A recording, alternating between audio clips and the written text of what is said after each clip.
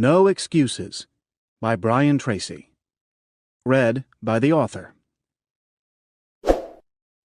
Introduction: The Miracle of Self-Discipline.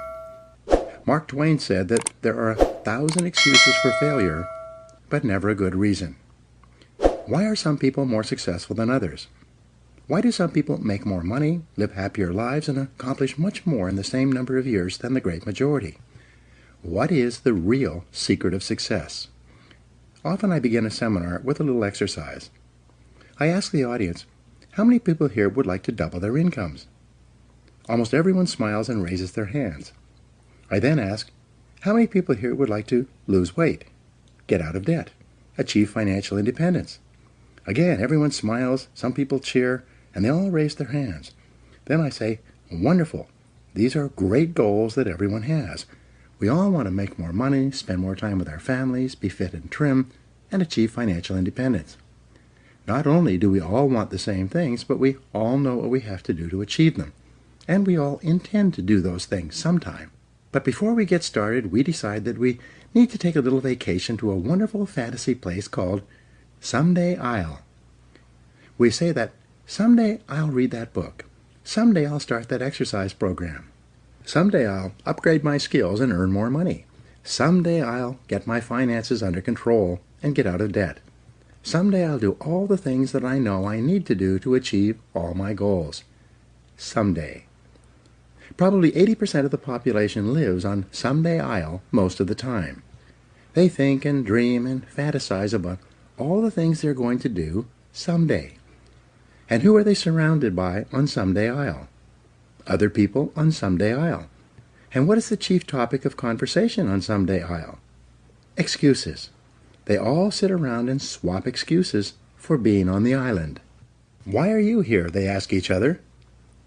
And, not surprisingly, their excuses are largely the same. I didn't have a happy childhood. I didn't get a good education. I don't have any money.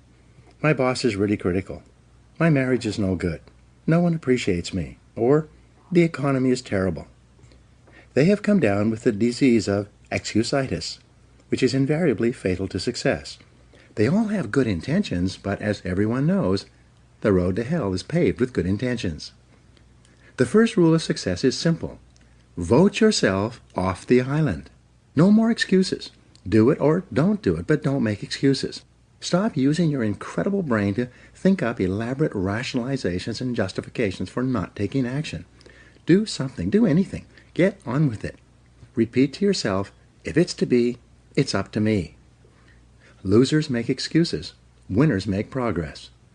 Now, how can you tell if your favorite excuse is valid or not? It's simple. Look around and ask, is there anyone else who has my same excuse who is successful anyway? When you ask this question, if you're honest, you'll have to admit that there are thousands and even millions of people who've had it far worse than you, who have gone on to do wonderful things with their lives. And what thousands and millions of other people have done, you can do as well, if you try. It's been said that if people put as much energy into achieving their goals as they spend making up excuses for failure, they would actually surprise themselves. But first, you have to vote yourself off the island. Very few people start off with many advantages. Personally, I did not graduate from high school. I worked at laboring jobs for several years. I had a limited education, limited skills, and a limited future. And then I began asking that question. Why are some people more successful than others? This question changed my life. Over the years, I've read thousands of books and articles on the subjects of success and achievement. It seems that the reasons for these accomplishments have been discussed and written about for more than 2,000 years in every conceivable way. One quality that most philosophers, teachers, and experts agree on is the importance of self-discipline. Discipline is what you must have to resist the lure of excuses. It is self-discipline that enables you to vote yourself off the island. It is the key to a great life, and without it, no lasting success is possible. The development of self-discipline changed my life, and it will change yours as well. By continually demanding more from myself, I became successful in sales and then in management. I caught up on my schooling and took an MBA degree in my 30s, which required thousands of hours of determined study. I imported Suzuki vehicles into Canada before anyone else, set up 65 dealerships, and sold $25 million worth of the vehicles. And this is all after I had started with no knowledge of the industry. What I had, however, was the discipline and determination to learn what I needed to know, and then to apply and do what I needed to do. I got into real estate development with no knowledge or experience, applied the power of discipline, which was then backed by hundreds of hours of work and study. I then went on to build shopping centers, industrial parks, office buildings, and residential subdivisions. With self-discipline, I have built successful businesses in training, consulting, speaking, writing, recording, and distribution. My audio and video programs, books, seminars, and training programs have sold more than $500 million worth in 36 languages in 54 countries. Over the years, I've consulted for more than 1,000 companies and trained more than 5 million people in live seminars and talks. In every case, the practice of self-discipline has been essential to my success. I discovered that you can achieve almost any goal you set for yourself if you have the discipline to pay the price, to do what you need to do, and to never give up. So who should read this book? This book is written for ambitious, determined men and women who want to achieve everything that is possible for them in life. It is written for people who are hungry to do more, to have more, and to be more than they ever have been before. Perhaps the most important insight of all with regard to success is that to achieve greatly, you must become a different person. It is not the material things you accomplish or acquire that matter so much as it is the quality of the person that you must become to accomplish well above the average. The development of self-discipline is the high road that makes everything possible for you. This book will serve as your step-by-step guide to becoming a remarkable person who is capable of making remarkable achievements. A chance encounter reveals the reason for success.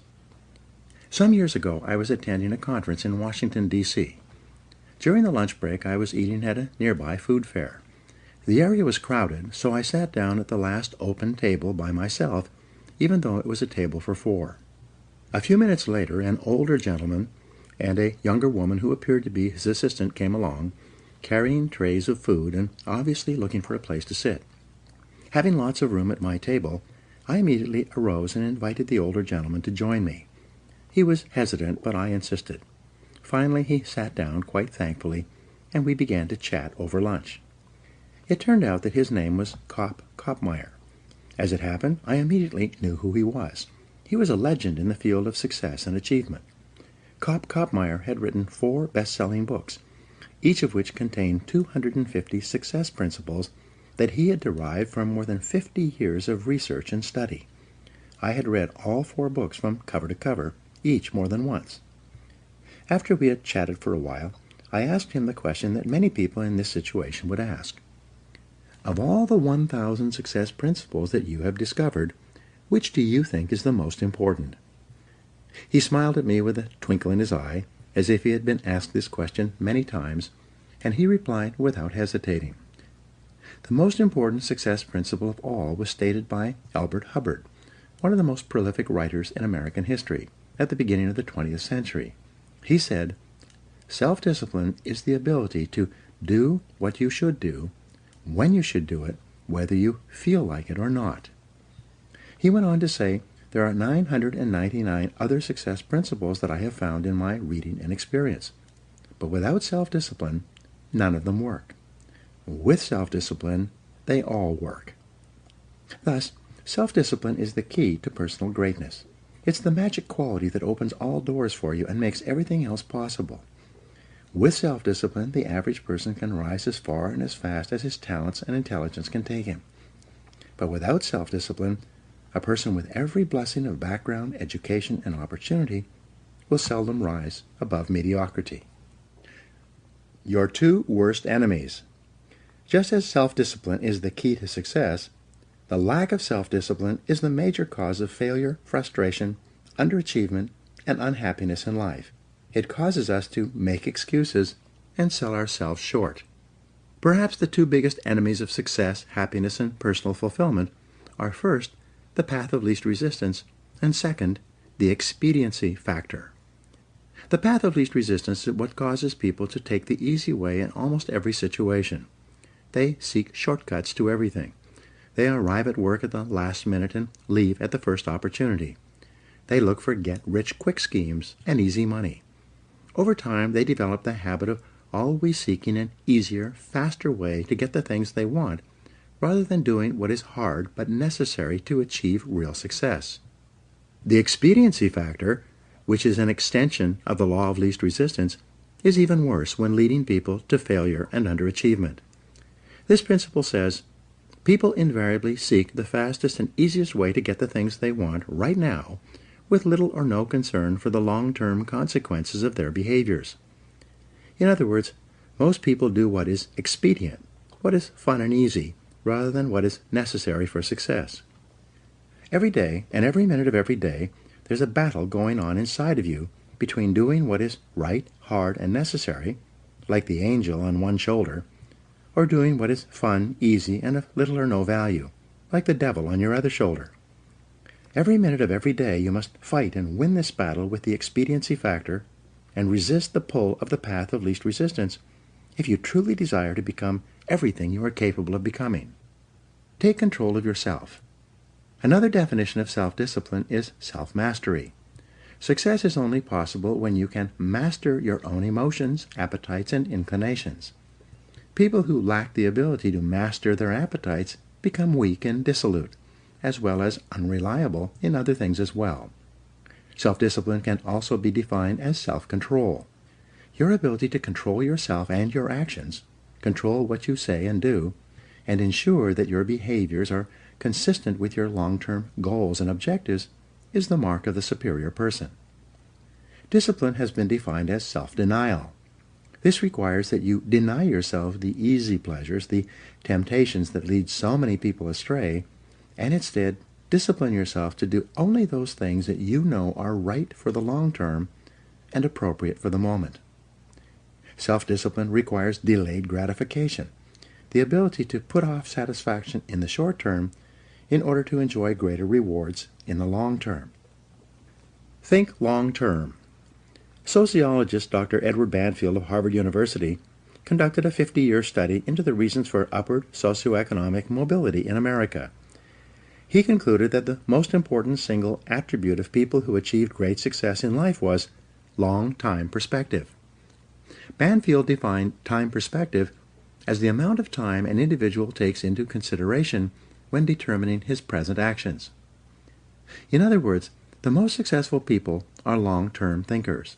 They look into the future as far as they can to determine the kind of people they want to become and the goals they want to achieve. They then come back to the present and determine the things that they will have to do or not do to achieve their desired futures. This practice of long-term thinking applies to work, career, marriage, relationships, money, and personal conduct, each of which is covered in the pages ahead. Successful people make sure that everything they do in the short term is consistent with where they want to end up in the long term.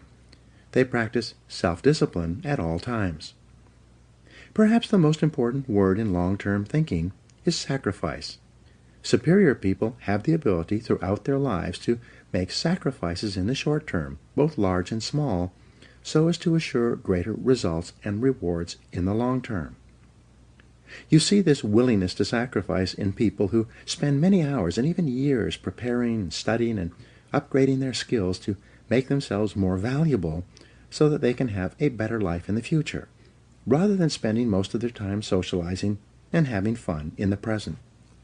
Longfellow once wrote, "Those heights by great men won and kept were not achieved by sudden flight, but they, while their companions slept, were toiling upward in the night." Your ability to think, plan, and work hard in the short term, and to discipline yourself to do what is right and necessary before you do what is fun and easy, is the key to creating a wonderful life for yourself. Your ability to think long-term is a developed skill.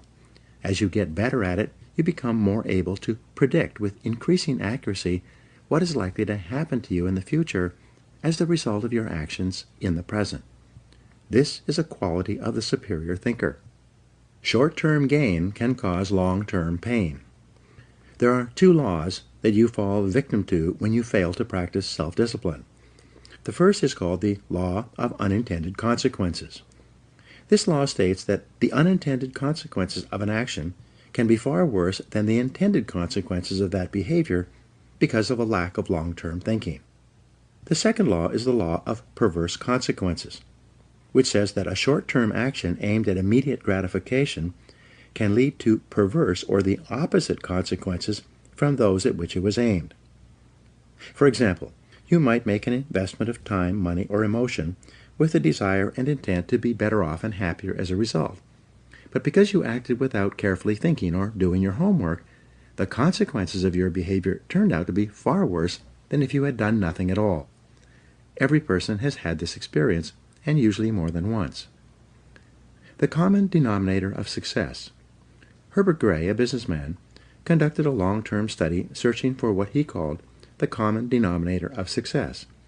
After 11 years, he finally concluded that the common denominator of success was that successful people make a habit of doing the things that unsuccessful people don't like to do. And what were these things? It turned out that the things that successful people don't like to do are the same things that failures don't like to do either. But successful people do them anyway because they know that this is the price they will have to pay if they want to enjoy greater success and rewards in the future.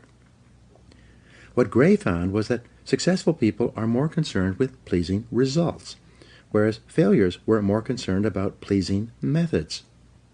Successful, happy people were more concerned with the positive, long-term consequences of their behaviors, whereas unsuccessful people were more concerned with personal enjoyment and immediate gratification. Motivational speaker Dennis Waitley has said that the top people were those who were more concerned with activities that were goal-achieving, whereas average people were more concerned with activities that were tension-relieving. Dinner before dessert.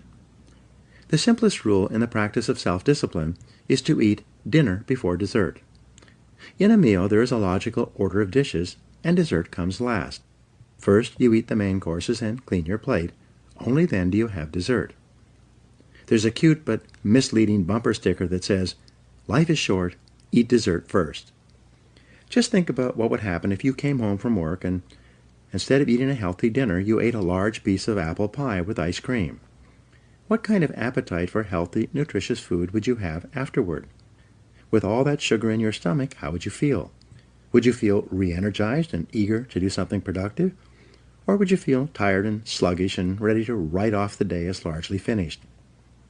You get the same result when you go for a drink or two after work and then come home and turn on the television. These are simply different forms of dessert that largely eliminate your ability to do anything useful for the rest of the evening. Perhaps the worst part of all is that whatever you do repeatedly soon becomes a habit, and a habit once formed is hard to break. The habit of taking the easy way, of doing what is fun and enjoyable, or eating dessert before dinner, becomes stronger and stronger, and it leads inevitably to personal weakness, underachievement, and failure. The habit of self-discipline. Fortunately, you can develop the habit of self-discipline.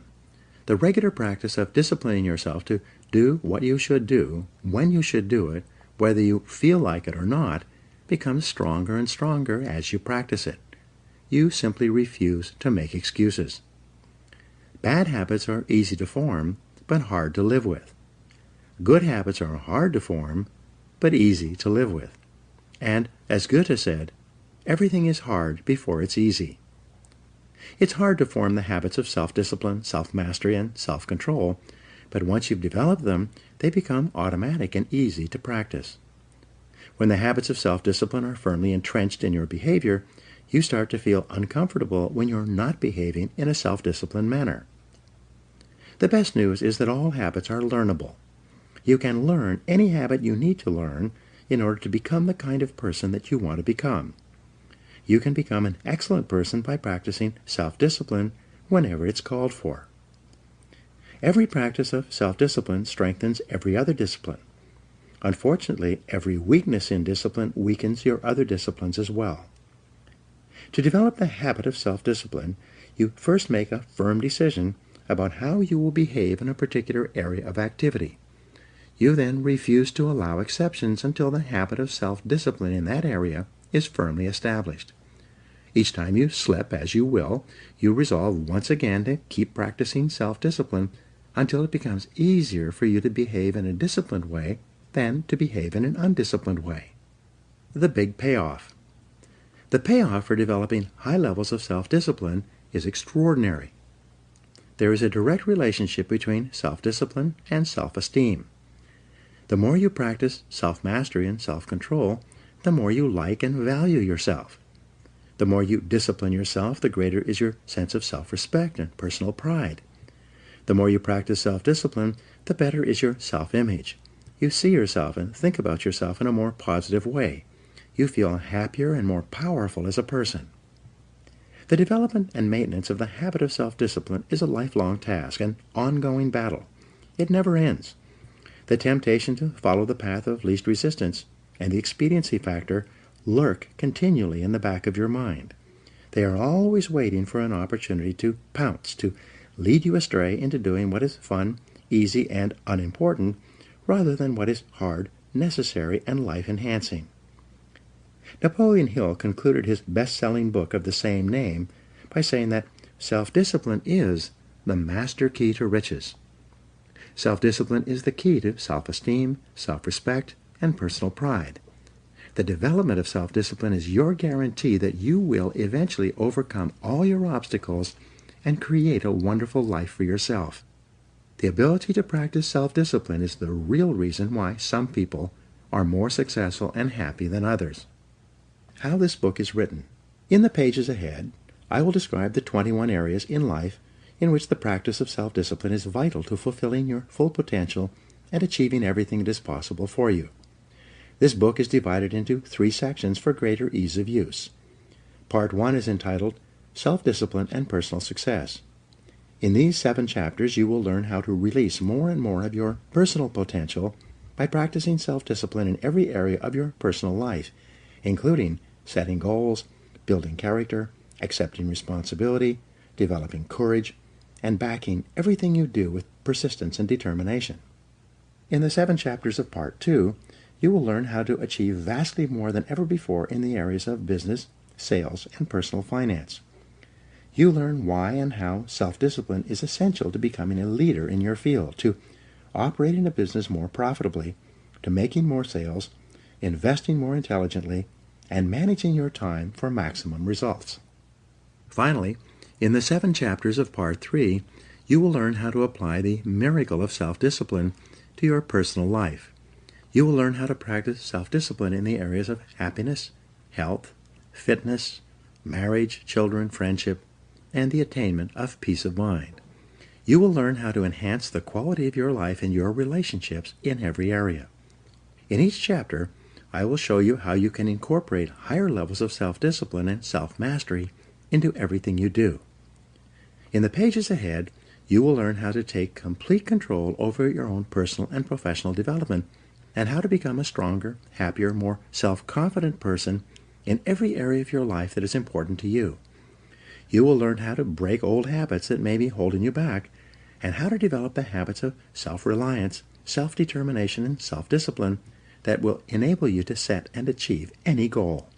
You'll learn how to take complete control over your mind, your emotions, and your future.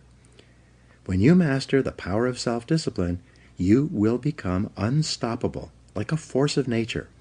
You will never make excuses for not making progress. You will accomplish more in the next few months and years than most people accomplish in a lifetime.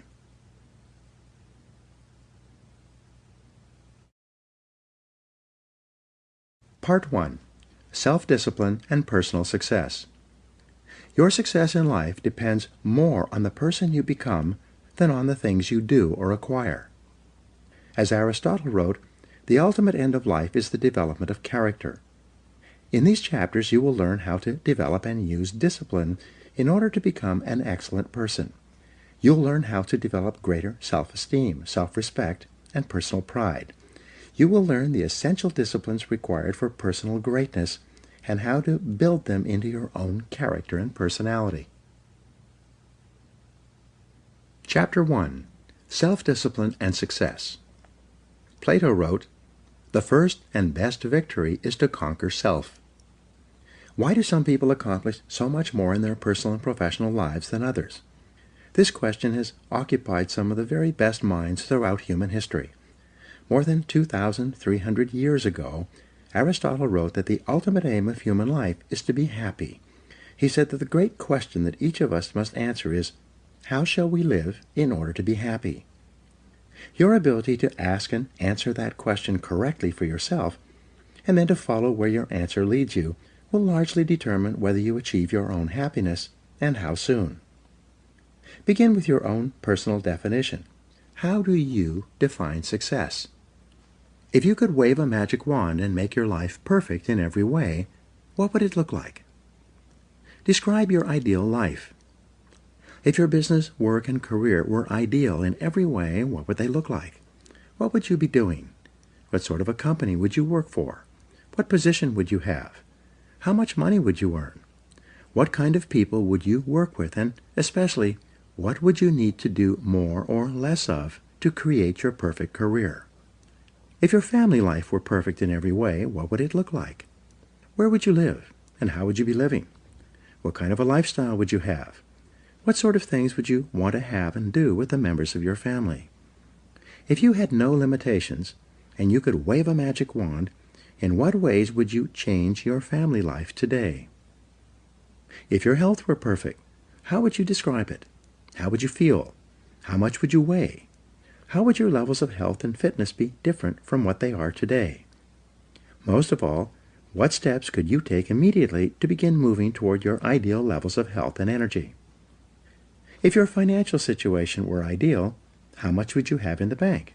How much would you be earning each month and each year from your investments? If you had enough money so that you never had to worry about finances again, how much would that be? And what steps could you take starting today to create your ideal financial life? Do your own thing.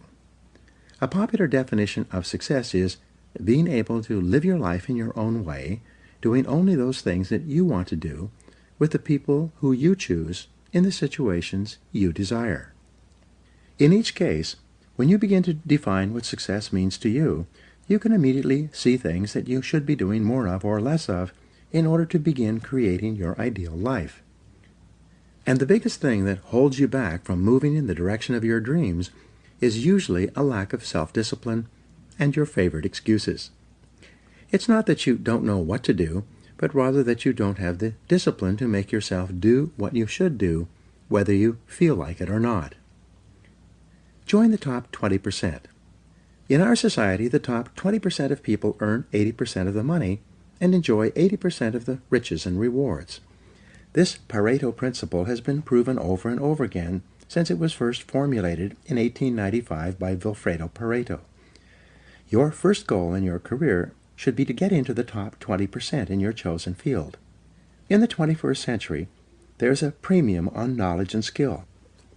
The more knowledge you acquire and the greater skill that you apply, the more competent and valuable you become. As you get better at what you do, your income earning ability increases like compound interest.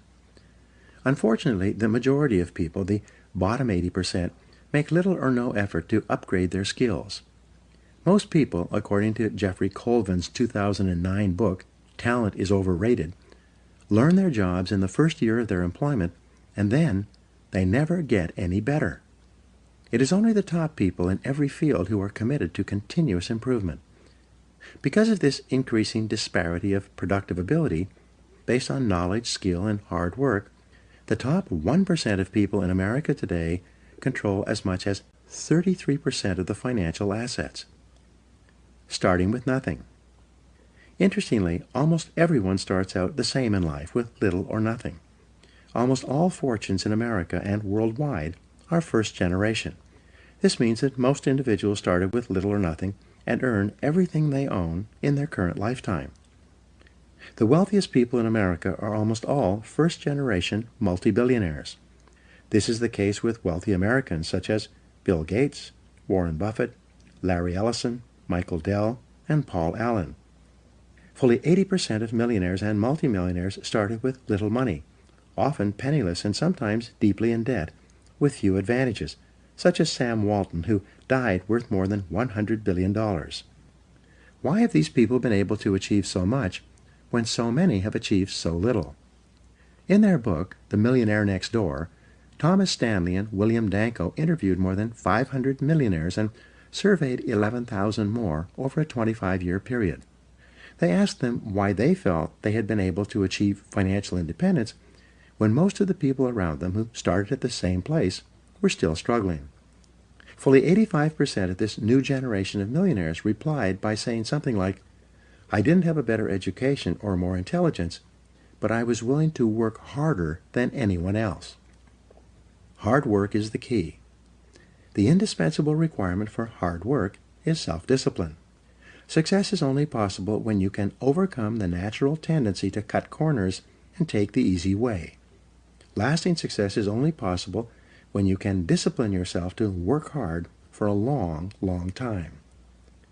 As I mentioned in the introduction, I started my own life with no money or advantages.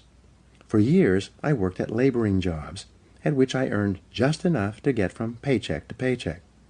I stumbled into sales when I could no longer find a laboring job, where I spun my wheels for many months before I began asking that question: why is it that some people are more successful in selling than others?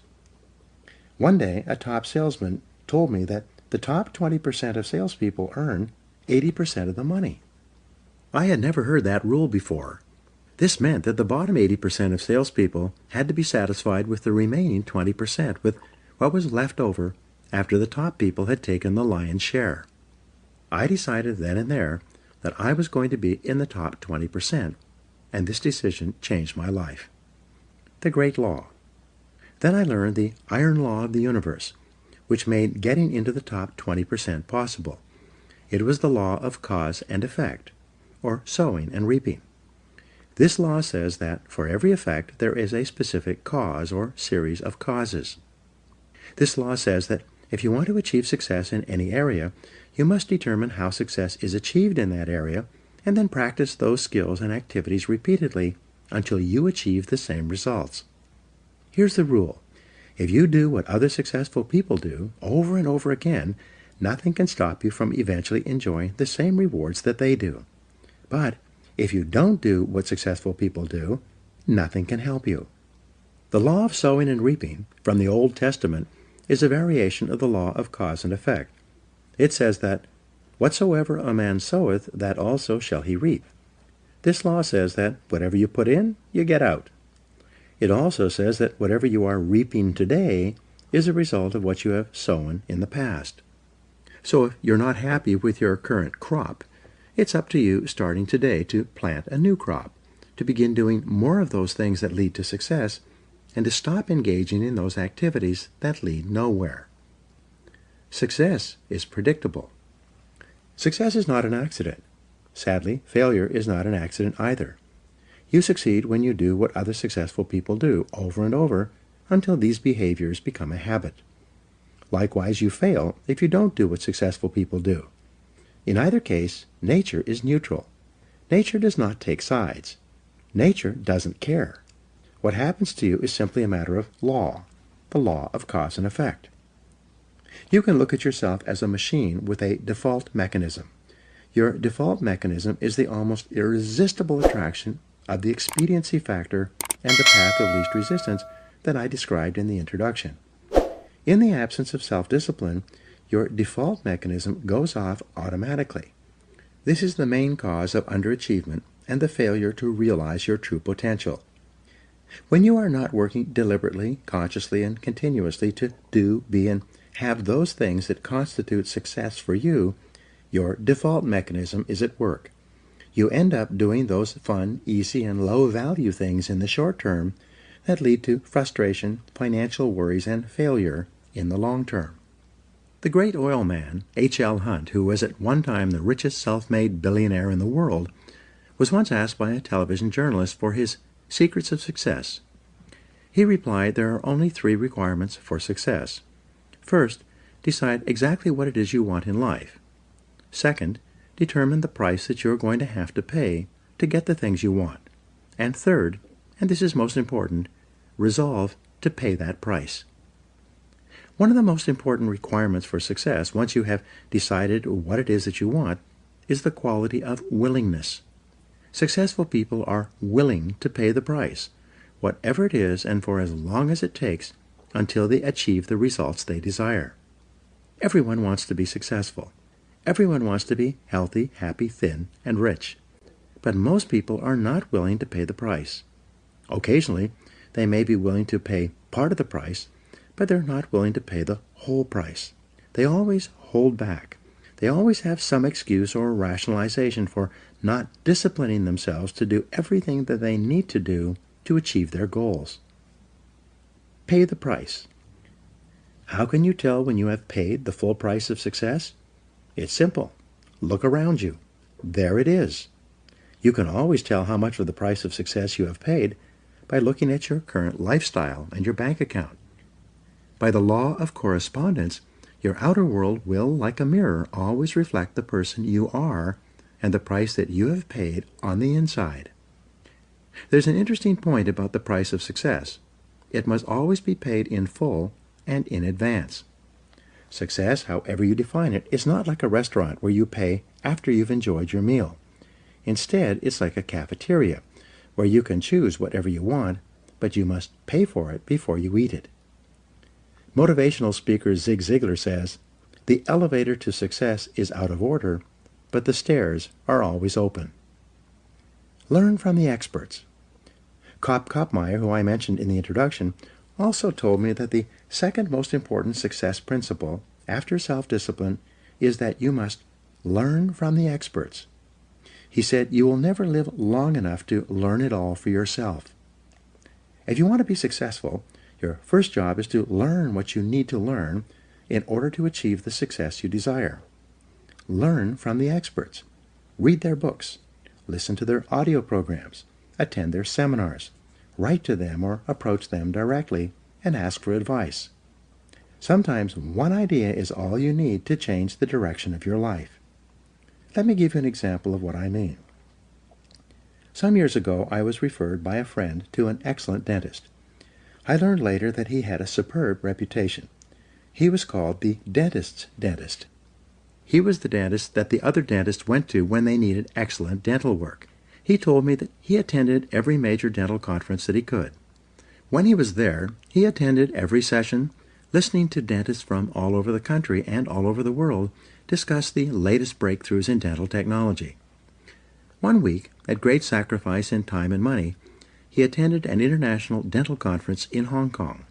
At that conference, he sat in on a session given by a Japanese dentist who had discovered a new technology in cosmetic surgery that improved the appearance of teeth and enabled people to look handsome or beautiful indefinitely.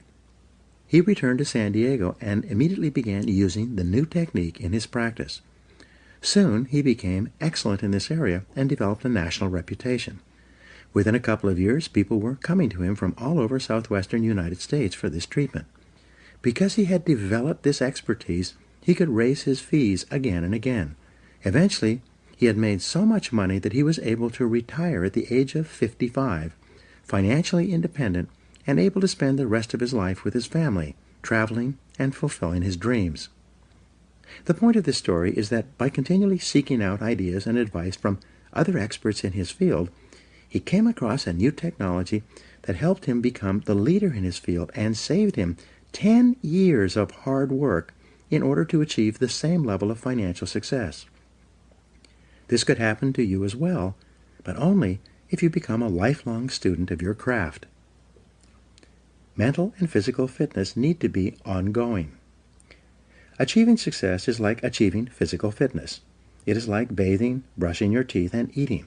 It is something that you need to do continuously every day.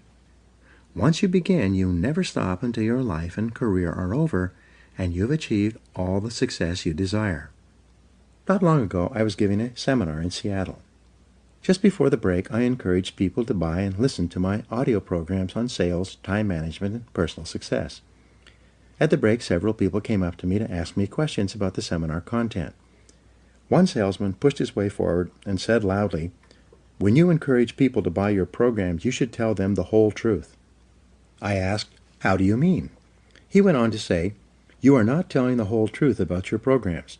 You should tell people that they only work for a certain period of time, and then they stop working." Again I asked him, "How do you mean?" He said, "Well, I came to your seminar about 5 years ago, and I was completely convinced by your presentation. I bought all your programs and began listening to them. I read every day in sales, and you were right. Over the next 3 years, I tripled my income and became the top seller in my company. But then, my income flattened out and has not increased at all over the last 2 years. The fact is that your materials stop working after a certain point." I then asked him in front of all these other people, "What happened to you 2 years ago when your income flattened out and stopped increasing?" He searched his memory, thought for a while, and said, "Well, I was selling so much that I was hired away by another company. Ever since I started my new job, my income has remained flat." I asked him, "What did you do differently in your new job in comparison with your previous job?" He started to answer, and then he stopped. A shocked look came over his face. Finally, he replied, "Oh my gosh, I stopped doing it. When I changed jobs, I stopped reading in sales. I stopped listening to audio programs. I stopped attending seminars. I stopped doing it." He walked away, shaking his head, muttering to himself, "I stopped doing it. I stopped doing it. I stopped doing it." Becoming an expert in your field, continually upgrading your skills, which I will talk about in Chapter 5, is like physical fitness. If you stop exercising for any period of time, you don't maintain your fitness at the same level. You begin to decline. Your body and your muscles become softer and weaker. You lose your strength, flexibility, and stamina. In order to maintain them, you must keep working at them every day, every week, and every month. Become all you can be. There's an even more important reason for you to practice the self-discipline that leads onward and upward to the great successes that are possible for you. The practice of self-discipline enables you to change your character, to become a stronger and better person. The exercise of self-discipline has a powerful effect on your mind and emotions, developing you into a different person from the one that you would have been without self-discipline. Imagine yourself in a chemistry lab. You mix a series of chemicals in a Petri dish and put it over a Bunsen burner. The Bunsen burner heats the chemicals to the point at which they crystallize and become hardened. But once you've crystallized these chemicals using intense heat, they cannot be transformed back into liquid form. In the same way, your personality begins like a liquid, soft, fluid, and formless. But as you apply the heat of self-discipline, as you exert yourself to do what is hard and necessary rather than what is fun and easy, your personality crystallizes and hardens at a higher level as well. The greatest benefit you enjoy from exerting self-discipline in the pursuit of your goals is that you become a different person. You become stronger and more resolute. You develop greater self-control and determination. You actually shape and strengthen your personality and transform yourself into a better person. The rule is that to become someone that you have never been before, you must do something that you have never done before. This means that to develop a superior character, you must exert ever higher levels of self-discipline and self-mastery on yourself. You must do the things that average people don't like to do. Another success principle is that to achieve something that you never achieved before, you must learn and practice qualities and skills that you've never had before. By practicing self-discipline, you become a new person. You become better, stronger, and more clearly defined. You develop higher levels of self-esteem, self-respect, and personal pride. You move yourself up the ladder of human evolution and become a person of higher character and resolve. Success is its own reward. The wonderful thing about the achievement of success is that every step in that direction is rewarding in itself. Each step you take toward becoming a better person and accomplishing more than you ever have before makes you feel happier, more confident, and more fulfilled. You've heard it said that nothing succeeds like success. What this means is that the greatest reward of success is not the money you make, but rather the excellent person you become in the process of striving toward success and exerting self-discipline every time it's required. In the next chapter, I will explain to you how you can become the truly excellent person you are capable of becoming. Now, Here are some action exercises. Take out a pen right now and write down your answers to the questions below. 1. If your work life and career were ideal, what would they look like? What one discipline could you develop that would help you to achieve it? 2. If your family life were ideal, what would it look like? And what one discipline would help you the very most to make it a reality? 3. If your health were perfect in every way, what discipline would you have that would make that possible? 4.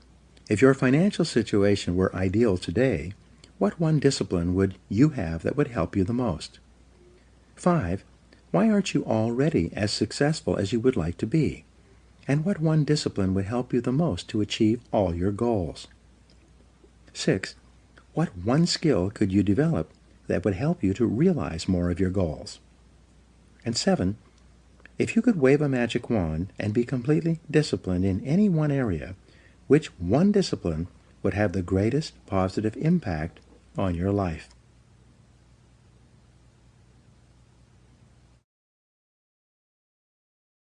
Chapter 2. Self-Discipline and Character. Henry Ward Beecher wrote, "Hold yourself responsible for a higher standard than anyone else expects of you. Never excuse yourself, never pity yourself. Be a hard master to yourself, and be lenient to everyone else." The development of character is the great business of life.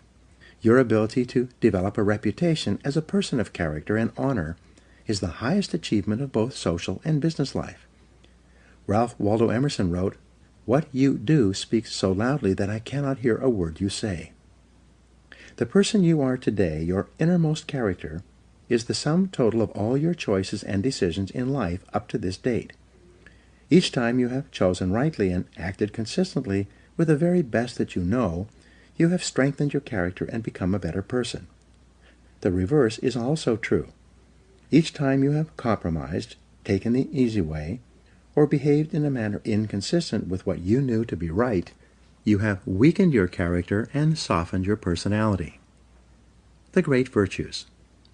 There are a series of virtues or values that are usually possessed by a person of character. These are courage, compassion, generosity, temperance, persistence, and friendliness, among others. We'll talk about some of these in Part 3 of this book. Coming before all these values, however, is the most important one of all when determining the depth and strength of your character: integrity. It is your level of integrity, living in complete truth with yourself and others, that demonstrates more than anything else the quality of your character. In a way, integrity is actually the value that guarantees all the other values. When your level of integrity is higher, you are more honest with yourself and more likely to live consistently with all the other values that you admire and respect. However, it takes tremendous self-discipline to become a person of character. It takes considerable willpower to always do the right thing in every situation. And it takes both self-discipline and willpower to resist the temptation to cut corners, to take the easy way, or to act for short-term advantage. All of life is a test to see what you are really made of deep down inside. Wisdom can be developed in private through study and reflection, but character can only be developed in the give and take of daily life, when you are forced to choose and decide among alternatives and temptations. The test of character. It is only when you are under pressure, when you are forced to choose one way or another to either live consistently with a value or to compromise it, that you demonstrate your true character.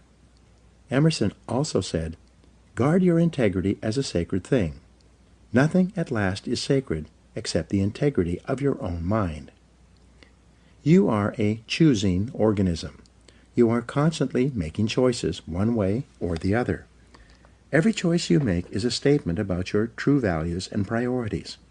At each moment, you choose what is more important or of higher value to you over what is less important or of lesser value.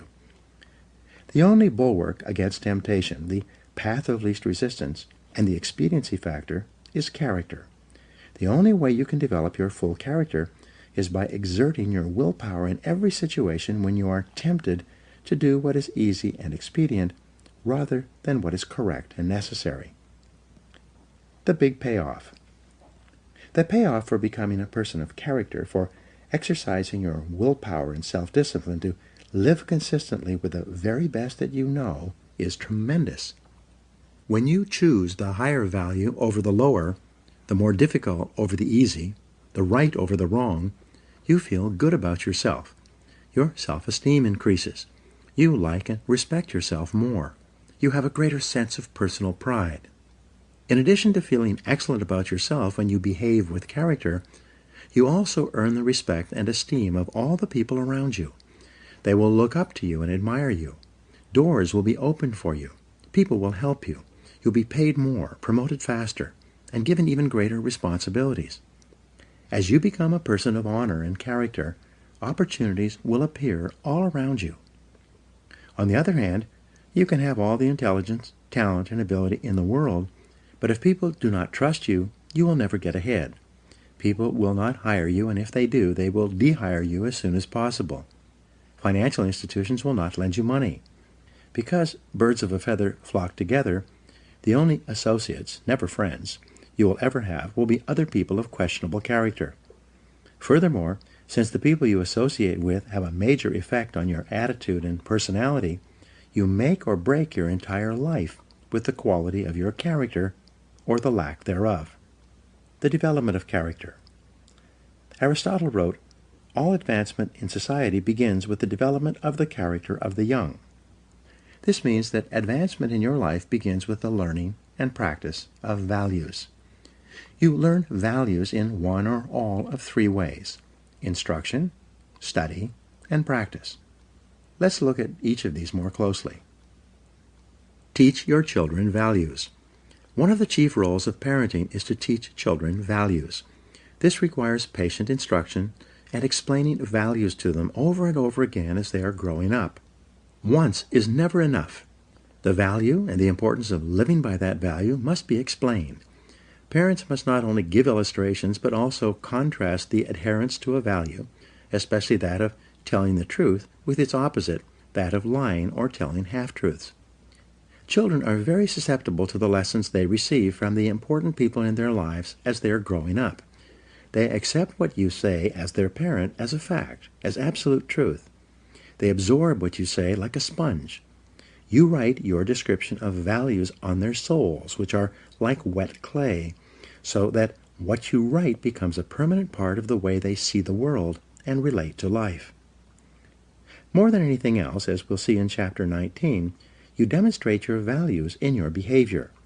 Your children watch you and strive to emulate the values that you not only teach and preach, but also practice. And they are always watching. The Rockefeller family children were famous for being taught financial values at an early age. Even though their father was one of the richest men in America, the children were given tasks and chores to perform before they received their allowances. They were then instructed on how to spend their allowances, how to save, how much to give to charity, and how much to invest. As a result, they grew up to become successful businessmen and statesmen, unlike children who had grown up in wealthy homes who were seldom disciplined in money matters. Study the values you admire. You learn values by studying them closely. The law of concentration says that whatever you dwell upon grows and increases in your life. What this means is that when you study and read stories about men and women who demonstrated the kind of values that you admire and respect, and then think about those stories and that behavior, those values sink ever deeper into your mind. Once these values are programmed into your subconscious, they create a propensity within you to behave consistently with those values when the situation requires them. For example, in military training, soldiers are continually told stories of courage, obedience, discipline, and the importance of supporting their fellow soldiers. The more they hear these stories, discuss them, and think about them, the more likely they are to behave consistently with these values when they are under the pressure of actual combat. The core value or virtue of character is truth. Whenever you tell the truth, however inconvenient it may be at the time, you feel better about yourself and you earn the respect of the people around you. One of the highest accolades you can pay another person is to say that he or she always tells the truth. Emulate the people you most admire. Much of your character is determined by the people you most admire, both living and dead. Who are they? Looking over your life and history, make a list of the people whom you most admire, and next to their names, write out the virtues or values that they most represent to you. If you could spend an afternoon with anyone, living or dead, what one person would you choose? Why would you choose that person? What would you talk about during your afternoon together? What questions would you ask, and what would you want to learn? Consider this as well. Why would that person want to spend an afternoon with you? What are the virtues and values that you have developed that make you a valuable and interesting person? What makes you special? Practice the values you respect. You develop values by practicing them whenever they are called for. As the Roman Stoic philosopher Epictetus said, "Circumstances do not make the man, they merely reveal him to himself." When a problem occurs, people tend to react automatically based on the highest values that they have developed up to that moment. We develop values by repetition, by behaving consistently with a particular value over and over again until it becomes a habit and locks in so that we come to practice it automatically. Men and women with highly developed characters behave in a manner consistent with their highest values, and they do so without thought or hesitation. There's no question in their minds about whether or not they are doing the right thing. The structure of personality. The psychology of character involves the three parts of your personality: your self-ideal, your self-image, and your self-esteem.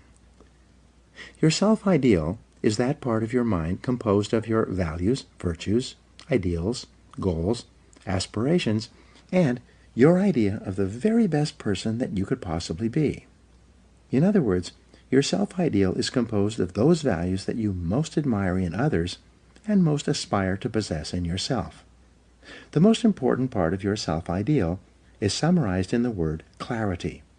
Superior people are those who are absolutely clear about who they are and what they believe. They have complete clarity about the values they believe in and what they stand for. They are not confused or indecisive. They are firm and resolute when it comes to any decision in which a value is involved. On the other hand, weak and irresolute people are fuzzy and unclear about their values. They have only a vague notion of what is right or wrong in any situation. As a result, they take the path of least resistance and act expediently. They do whatever seems to be the fastest and easiest thing to get what they want in the short term, giving little or no consideration or concern about the consequences of their acts. The evolution of character. In biology, life forms are categorized from the least to the most complex, from single-celled plankton all the way up to the increasingly complex spectrum of life to the human being. Similarly, human beings can be organized along a spectrum as well, from the least to the most developed. The lowest forms of humans are those with no values, virtues, or character. These people always act expediently and take the path of least resistance in their search for immediate gratification. At the highest levels of development of the human race, however, are those men and women of complete integrity, who would never compromise their honesty or their character for anything, including the threat of financial loss, pain, or even death. George Washington is famous for his honesty, which was demonstrated in the story in which he admitted that he had cut down the cherry tree. In the same vein, the Founding Fathers of the United States wrote that, "We hereby pledge our lives, our fortunes, and our sacred honor to the signing of the Declaration of Independence." In his book, Trust, The Social Virtues and the Creation of Prosperity, philosopher Francis Fukuyama observed that societies worldwide can be divided into two kinds: high trust and low trust. He also argues that the highest trust societies, those in which integrity is most admired, encouraged, and respected, are also the most law-abiding, free, and prosperous. At the other end of the societal spectrum, however, are those societies characterized by tyranny, thievery, dishonesty, and corruption. Each of these are, without exception, both undemocratic and poor. Trust is the key. Trust is the lubricant of human relationships. Where there is high trust among and between people, economic activity flourishes and there are opportunities for all. On the other hand, where there is low trust, economic resources are squandered in an attempt to protect against thievery and corruption, or those resources are not available at all. In the United States, we have the Constitution and Bill of Rights. These documents lay out the rules by which Americans agree to live. They create the structure of our government and guarantee our rights. But they assume that our elected representatives will be men and women of honor, committed to protecting and defending those rights. They attempt to assure that only men and women of character can thrive and prosper over the long term in our economic, political, and social system. They aim to assure that in most cases, only men and women of character can rise to high positions in society. Although our system is not perfect and people of questionable character occasionally rise to positions of prominence, it is seldom for very long. The basic demand of Americans for honesty and integrity eventually leads to the exposure and censure of dishonest people. The demand for men and women of character continues unabated. Your self-image, your inner mirror. The second part of your personality is your self-image. This is the way we see and think about ourselves, especially prior to any event of importance. People always tend to behave on the outside consistently with the way they see themselves on the inside. This is often called our inner mirror, into which we peer before we engage in any behavior. When you see yourself as calm, positive, truthful, and possessed of high character, you behave with greater strength and personal power. Other people respect you more. You feel in control of yourself and the situation. What's more, whenever you actually behave in a manner that is consistent with your highest values, your self-image improves. You see and think about yourself in a better light. You feel happier and more confident. Your behavior and outward performance then reflects this increasingly improving inner picture you have of yourself as the very best person you can possibly be. People tend to accept you at your own evaluation of yourself, at least initially. If you see and think of yourself as an excellent person who is possessed of high character, you will treat other people with courtesy, grace, and respect. In turn, they will likewise treat you as a person of honor and character. Your self-esteem, how much you like yourself. The third part of your personality is your self-esteem. This is how you feel about yourself, your emotional core. Your self-esteem is defined as how much you like yourself. But it's more than only this. The more you see yourself as a valuable and important person, the more positive and optimistic you will be. When you truly consider yourself to be important and valuable, you will treat other people as if they are important as well. Your self-esteem is largely determined by how consistent your self-image, which shapes your personal behavior, is with your self-ideal or your vision of the very best person you can possibly be. Whenever you act consistently with who you consider an excellent person to be, your self-image improves and your self-esteem increases. You like and respect yourself more. You feel happy about yourself and others. The more you like yourself, the more you like others, and the more they like you in return. By acting with character and in harmony with your highest values, you put your whole life, internally and externally, into an upward spiral. In every area of your life, things will get better and better for you. Your role models have a tremendous impact on shaping your character. The more you admire a person and his or her qualities, the more you strive, both consciously and unconsciously, to become like that person. This is why clarity is so important. Always behave consistently. Whenever you act in a way that is consistent with your values, you feel good about yourself. Whenever you compromise your values for any reason, you feel bad about yourself. This also means that when you compromise your values, your self-confidence and self-esteem go down. You feel uneasy and inferior, inadequate and uncomfortable. When you compromise your values, deep down inside you feel that something is fundamentally wrong. Almost all human problems can be solved by a return to your highest values and your innermost convictions. When you look back, there have probably been situations in your life when you have compromised your values in order to save an investment, keep a job, preserve a relationship, or maintain a friendship. In each case, you have felt worse and worse until you finally broke it off and walked away. And how did you feel when you finally had the strength of character to walk away? You felt wonderful. Whenever you use your willpower and strength of character to return to the values that are most dear to you, you are rewarded with a wonderful feeling of happiness and exhilaration. You feel energized and free. You wonder why you didn't make that decision a long time ago. Do the right thing. In the development of character that is based on self-discipline and willpower, long-term thinking is essential.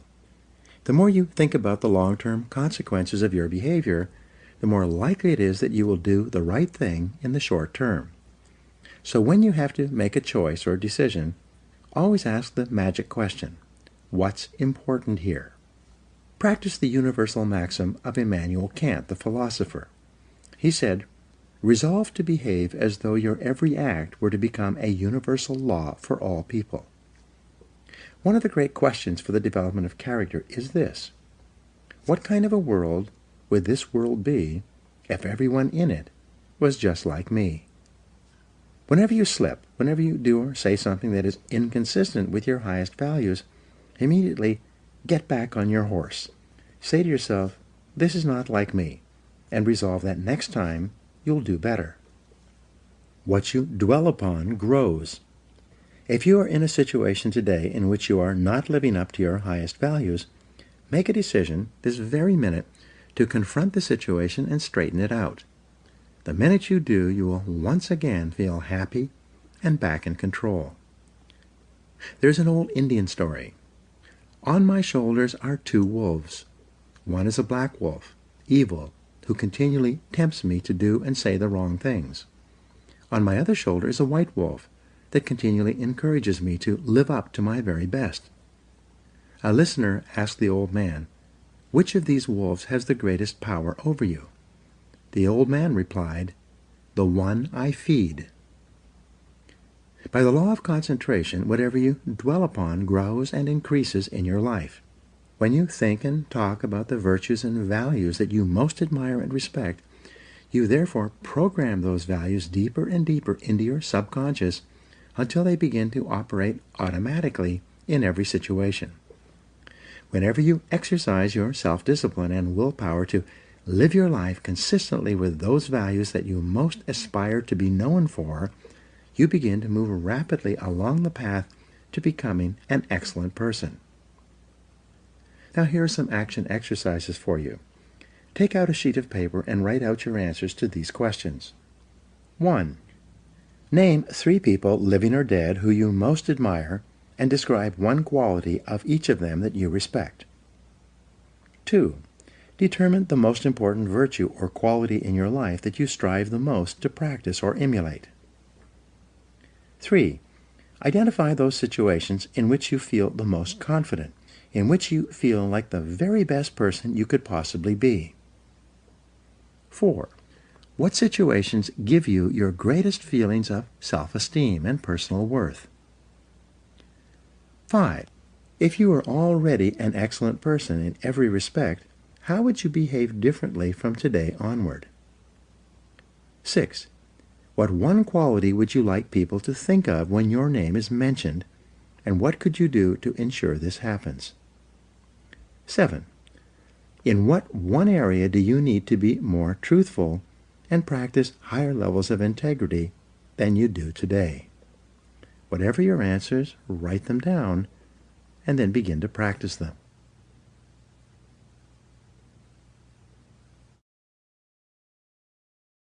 Chapter 3.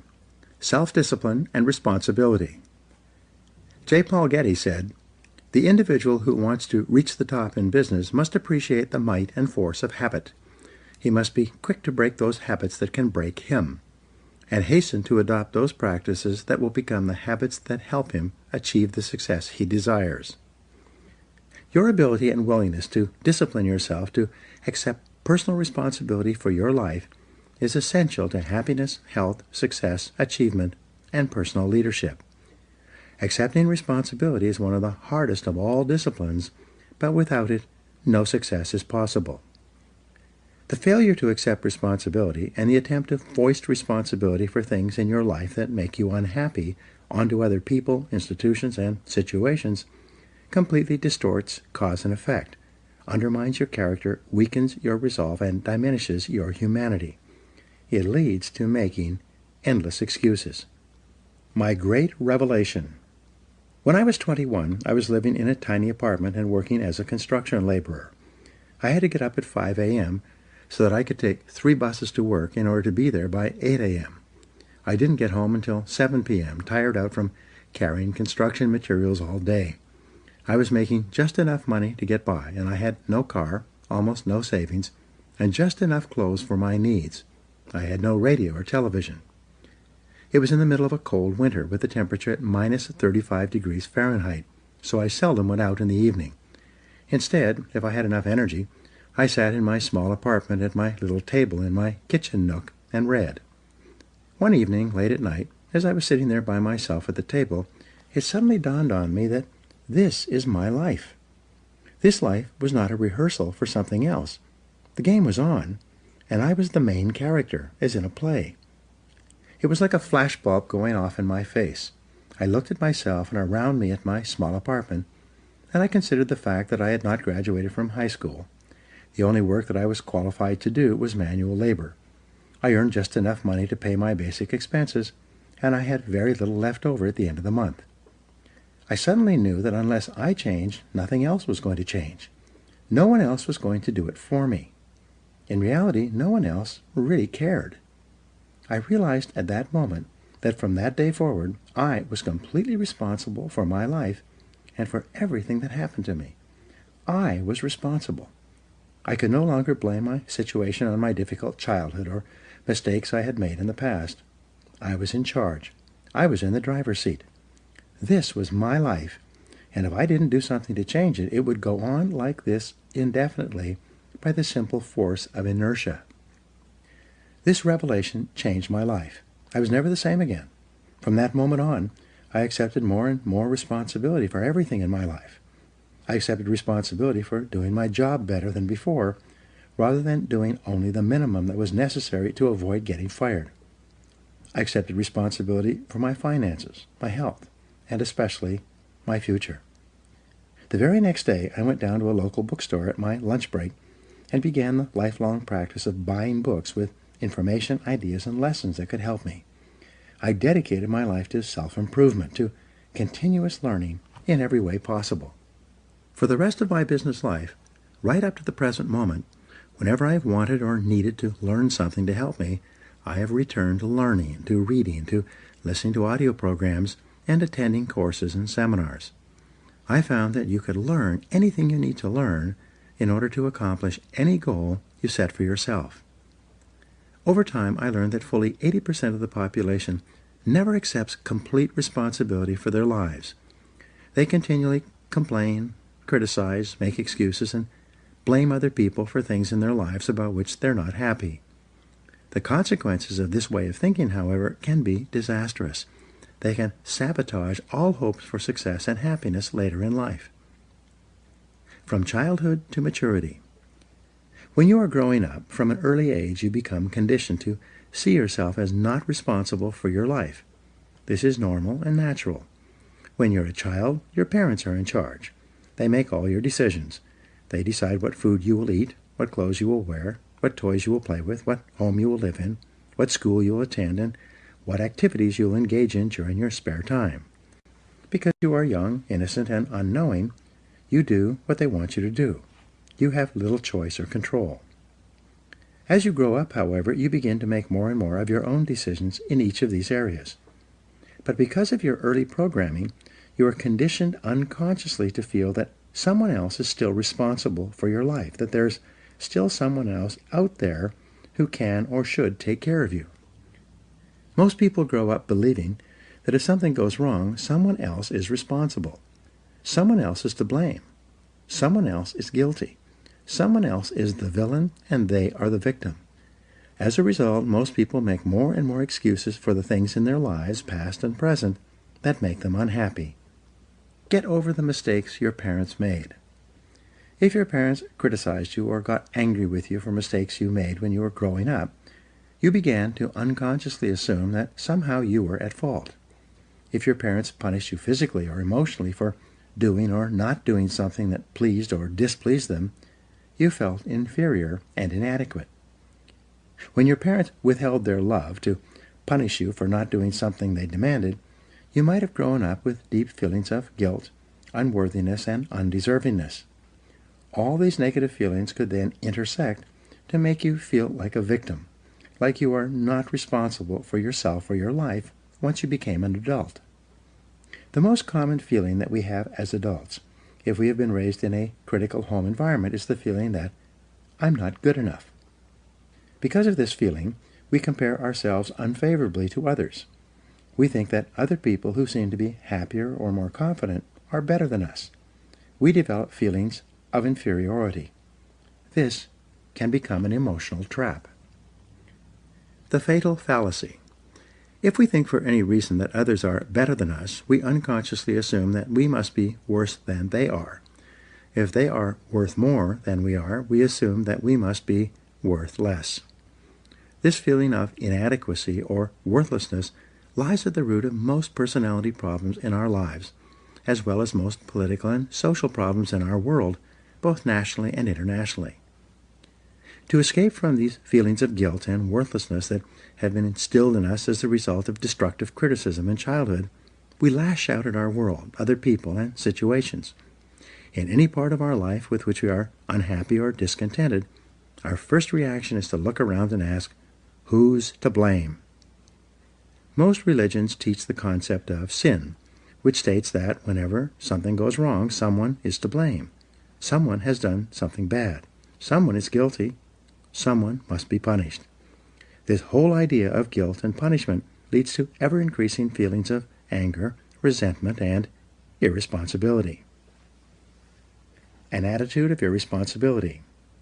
Our courts today are clogged with thousands of people demanding redress and payment for something that went wrong in their lives. Backed up by ambitious plaintiff lawyers, people go to court demanding compensation, even if they themselves are completely at fault for what happened, especially if they are at fault. People don't want to accept responsibility. People spill hot coffee on themselves and sue the fast food restaurant that sold them the coffee in the first place. People get drunk and drive off the road and then turn around and sue the manufacturer of the 15-year-old car they were driving. People climb up on a stepladder and lean over too far, falling to the ground. They then sue the ladder manufacturer for their injury. In each case, people are attempting to escape responsibility for their own behaviors by blaming someone else, making excuses, and then demanding compensation. Eliminating negative emotions. The common denominator of all people is the desire to be happy. In its simplest terms, happiness arises from the absence of negative emotions. Where there are no negative emotions, all that is left is positive emotions. Therefore, the elimination of negative emotions is your great business in life if you truly wish to be happy. There are dozens of negative emotions. Although the most common are guilt, resentment, envy, jealousy, fear, and hostility, they all ultimately boil down to a feeling of anger, directed either inward or outward. Anger is directed inwardly when you bottle it up rather than expressing it constructively to others. Anger is directed outwardly when you criticize or attack other people. Psychosomatic illness.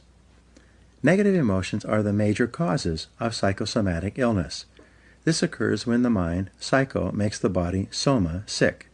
Negative emotions, especially as expressed in the form of anger, weaken your immune system and make you susceptible to colds, flu, and other diseases.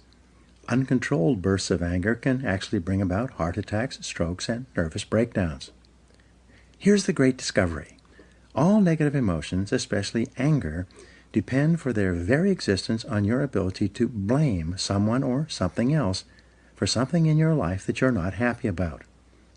It takes tremendous self-discipline to refrain from blaming others for our problems. It takes enormous self-control to refuse to make excuses. It takes tremendous self-discipline for you to accept complete responsibility for everything you are, everything you become, and everything that happens to you. Even if you are not directly responsible for something that happens, like Hurricane Katrina, you are responsible for your responses, for what you do and say from that moment forward. It takes tremendous self-mastery for you to take complete control of your conscious mind and deliberately choose to think positive, constructive thoughts that enhance your life and improve the quality of your relationships and results. But the payoff of this form of positive thinking is tremendous. Blaming is easy. By following the path of least resistance, the easiest and most mindless behavior of all is for a person to lash out and blame someone else anytime anything goes wrong for any reason. People who develop the habit of automatically blaming often become angry at things. Blaming inanimate objects when they do not function as expected is so silly that it almost becomes a mild form of insanity. People become angry at doors that stick. They swear at tools that they are using when they themselves make a mistake. They get mad when their car doesn't start. Even if it is an inanimate object, if it doesn't work perfectly, then the thing must be to blame. People will often kick a car that they are mad at or a box that they tripped over. The antidote to negative emotions. The fastest and most dependable way to eliminate negative emotions is to immediately say, I am responsible. Whenever something happens that triggers anger or a negative reaction of any kind, quickly neutralize the feelings of negativity by saying, I am responsible. The law of substitution says that you can substitute a positive thought for a negative one. Since your mind can only hold one thought at a time, when you deliberately choose the positive thought, I am responsible, you cancel out any other thought or emotion at that moment. It is not possible to accept responsibility and remain angry at the same time. It's not possible to accept responsibility and experience negative emotions. It's not possible to accept responsibility without becoming calm, clear, positive, and focused once more. As long as you are blaming someone else for something in your life that you don't like, you will remain a mental child. You continue to see yourself as small and helpless, like a victim. You continue to lash out. However, when you begin to accept responsibility for everything that happens to you, you transform yourself into a mental adult. You will see yourself as being in charge of your own life and no longer a victim. In Alcoholics Anonymous, people who are having problems with drinking attend meetings with others going through the same situation. What they have found is that until the individual accepts responsibility for his or her problems, both with alcohol and in other areas of life, no progress is possible. But after the person accepts responsibility, everything is possible. This is true with almost every difficult situation in life in which you project your unhappiness onto other people or factors outside yourself. Money and emotions.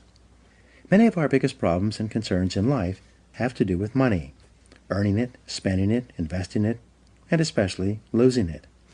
As a result, many of our negative emotions are associated with money in some way.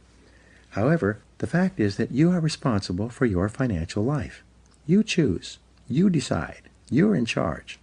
You cannot blame your financial problems or situation on other people. You are in the driver's seat. So it is only when you accept responsibility for your income. Who chose to accept the job you are working at? Your bills. Who spent the money that put you into debt? And your investments. Who made those decisions?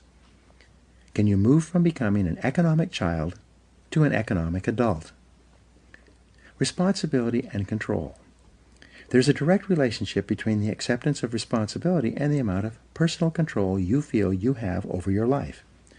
This means that the more you accept responsibility, the greater sense of control you experience. There's also a direct relationship between the amount of control you feel you have and how positive you feel. The more you feel that you have a high sense of control in the important areas of your life, the more positive and happy you are in everything you do. When you accept responsibility, you feel strong, powerful, and purposeful. Accepting responsibility eliminates the negative emotions that rob you of happiness and contentment. In every situation, the antidote to negative emotions is to say, I am responsible. Then, look into the situation to find the reasons why you are responsible for what happened or for what is going on. Your intelligence is like a double-edged sword. It can cut in either direction. You can use your intelligence to rationalize, justify, and blame other people for things you're not happy about, or you can use your intelligence to find reasons why you are responsible for what happened and then take action to solve the problem or resolve the situation. You can make excuses or you can make progress. You choose. Even if an accident has occurred, such as your car being damaged in the parking lot while you were at work, you may not be legally at fault for the accident, but you are still responsible for your responses, for how you behave as a result of what happened. Never complain, never explain. The mark of the leader, the truly superior person, is that he or she accepts complete responsibility for the situation. It's not possible to imagine a true leader who whines and complains rather than taking action when problems and difficulties arise. This sense of responsibility is the mark of the highly developed personality. You take responsibility for your life by resolving in advance that you will not become upset or angry over something that you cannot affect or change. Just as you do not become angry about the weather, you do not become angry over circumstances and situations over which you have no control. Furthermore, you especially do not allow yourself to be angry and unhappy in the present because of unhappy experiences or situations from the past. You say, "What cannot be cured must be endured." It's amazing how many people are unhappy today because of a past event, even something that happened many years ago. Each time they think of the negative experience, they become angry or depressed once more. The good news is that at any time you can stop thinking about discussing and rehashing the past. You can let it go and begin thinking instead about your goals and your unlimited future. As Helen Keller said, "When you turn toward the sunshine, the shadows fall behind you." Self-mastery and self-control. Any self-discipline, self-mastery, and self-control begins with taking responsibility for your emotions. You take charge of your emotions by accepting 100% responsibility for yourself and for your responses to everything that happens to you. You refuse to make excuses, complain, criticize, or blame other people for anything. Instead, you say, "I am responsible," and then you take action of some kind. The only antidote is action.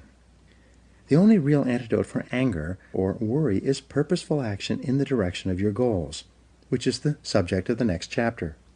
Before you turn to that, however, resolve today to first take complete control of your thoughts, feelings, and actions, and then to get so busy working on things that are important to you that you don't have time to think about or express negative emotions to or about anyone for any reason.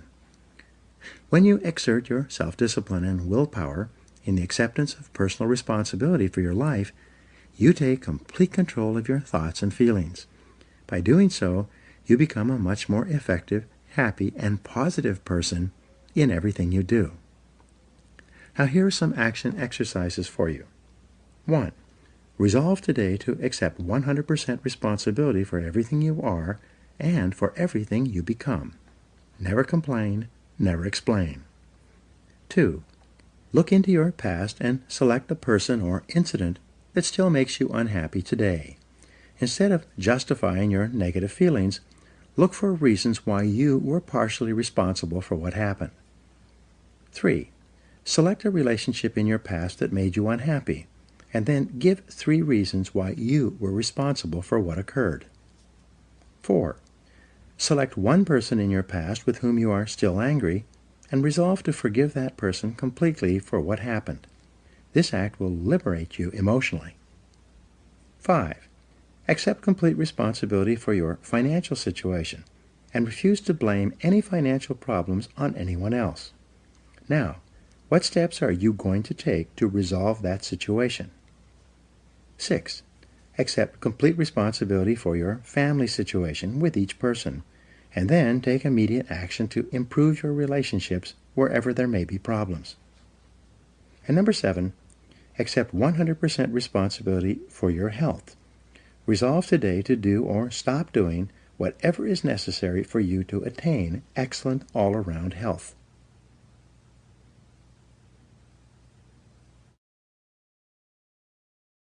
Chapter 4. Self-Discipline and Goals. Jim Rohn said, Discipline is the bridge between goals and accomplishment. Your ability to discipline yourself to set clear goals for yourself and then to work toward them every day will do more to guarantee your success than any other single factor. You need to have goals to accomplish worthwhile things in life. You've probably heard it said that you can't hit a target that you can't see.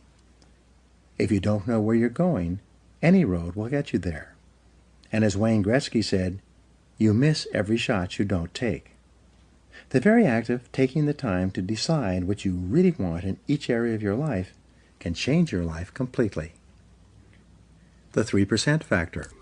It seems that only 3% of adults have written goals and plans, and this 3% earn more than all of the other 97% put together. Why is this? The simplest answer is that if you have a clear goal and a plan to achieve it, you therefore have a track to run on every single day. Instead of being sidetracked by distractions and diversions, getting lost or going astray, more and more of your time is focused in a straight line, from where you are to where you want to go. This is why people with goals accomplish so much more than people without them. The tragedy is that most people think that they already have goals, but what they really have are hopes and wishes. However, hope is not a strategy for success, and a wish has been defined as a goal with no energy behind it. Goals that are not written down and developed into plans are like bullets without powder in the cartridge. People with unwritten goals go through life shooting blanks. Because they think they already have goals, they never engage in the hard, disciplined effort of goal setting. And this is the master skill of success. Multiply your chances of success. In 2006, USA Today reported a study in which researchers selected a large number of people who had made New Year's resolutions. They then divided these people into two categories: those who had set New Year's resolutions and written them down, and those who had set New Year's resolutions but had not written them down. 12 months later, they followed up on the respondents in this study, and what they found was astonishing. Of the people who had set New Year's resolutions but had not written them down, only 4% had actually followed through on their resolutions. But among the group who had written down their New Year's resolutions, an exercise requiring only a couple of minutes, 44% had followed through on them. This is a difference of more than 1,100% in success, and it was achieved by the simple act of crystallizing the resolutions on paper. The discipline of writing. In my experience working with several million people over the past 25 years, the disciplined act of writing out goals, making plans for accomplishing them, and then working on those goals daily increases the likelihood of achieving your goals by 10 times or 1,000%. This doesn't mean that writing out your goals guarantees success, but rather only that it increases the probability of success by 10 times. These are very good odds to have working in your favor, especially when there is no cost or risk involved in putting pen to paper. Just a little time. Writing is called a psychoneuromotor activity. The act of writing forces you to think and concentrate. It forces you to choose what is more important to you and your future. As a result, when you write down a goal, you impress it into your subconscious mind, which then goes to work 24 hours a day to bring your goal to reality. Sometimes I tell my seminar audiences, only 3% of adults have written goals, and everyone else works for those people. In life, you either work to achieve your own goals or you work to achieve the goals of someone else. Which is it going to be? Success versus failure mechanisms. Your brain has both a success mechanism and a failure mechanism. The failure mechanism is the temptation to follow the undisciplined path of least resistance, to do what is fun and easy rather than what is hard and necessary. Your failure mechanism operates automatically throughout your life, which is the major reason why most people fail to fulfill their individual potentials. While your failure mechanism functions automatically, your success mechanism is triggered by a goal. When you decide on a goal, you override your failure mechanism and can help you change the direction of your life. You go from being a ship without a rudder, drifting with the tide, to being a ship with a rudder, a compass, and a clear destination, sailing in a straight direction toward your goal. The power of goals. A client of mine recently told me an interesting story. He said that he had attended one of my seminars in 1994 where I spoke about the importance of writing down goals and making plans for accomplishing them. At that time, he was 35 years old, selling cars for a dealership in Nashville and earning about $50,000 a year. He told me that that day changed his life. He began writing out his goals and plans and working on them daily. 12 years later, he was earning more than $1 million a year and was the president of a fast-growing company that sells services to some of the biggest companies in the country. He told me that he could not imagine what his life would have been like if he had not taken out a piece of paper and written down the goals he wanted to achieve in the years ahead. Take control of your life.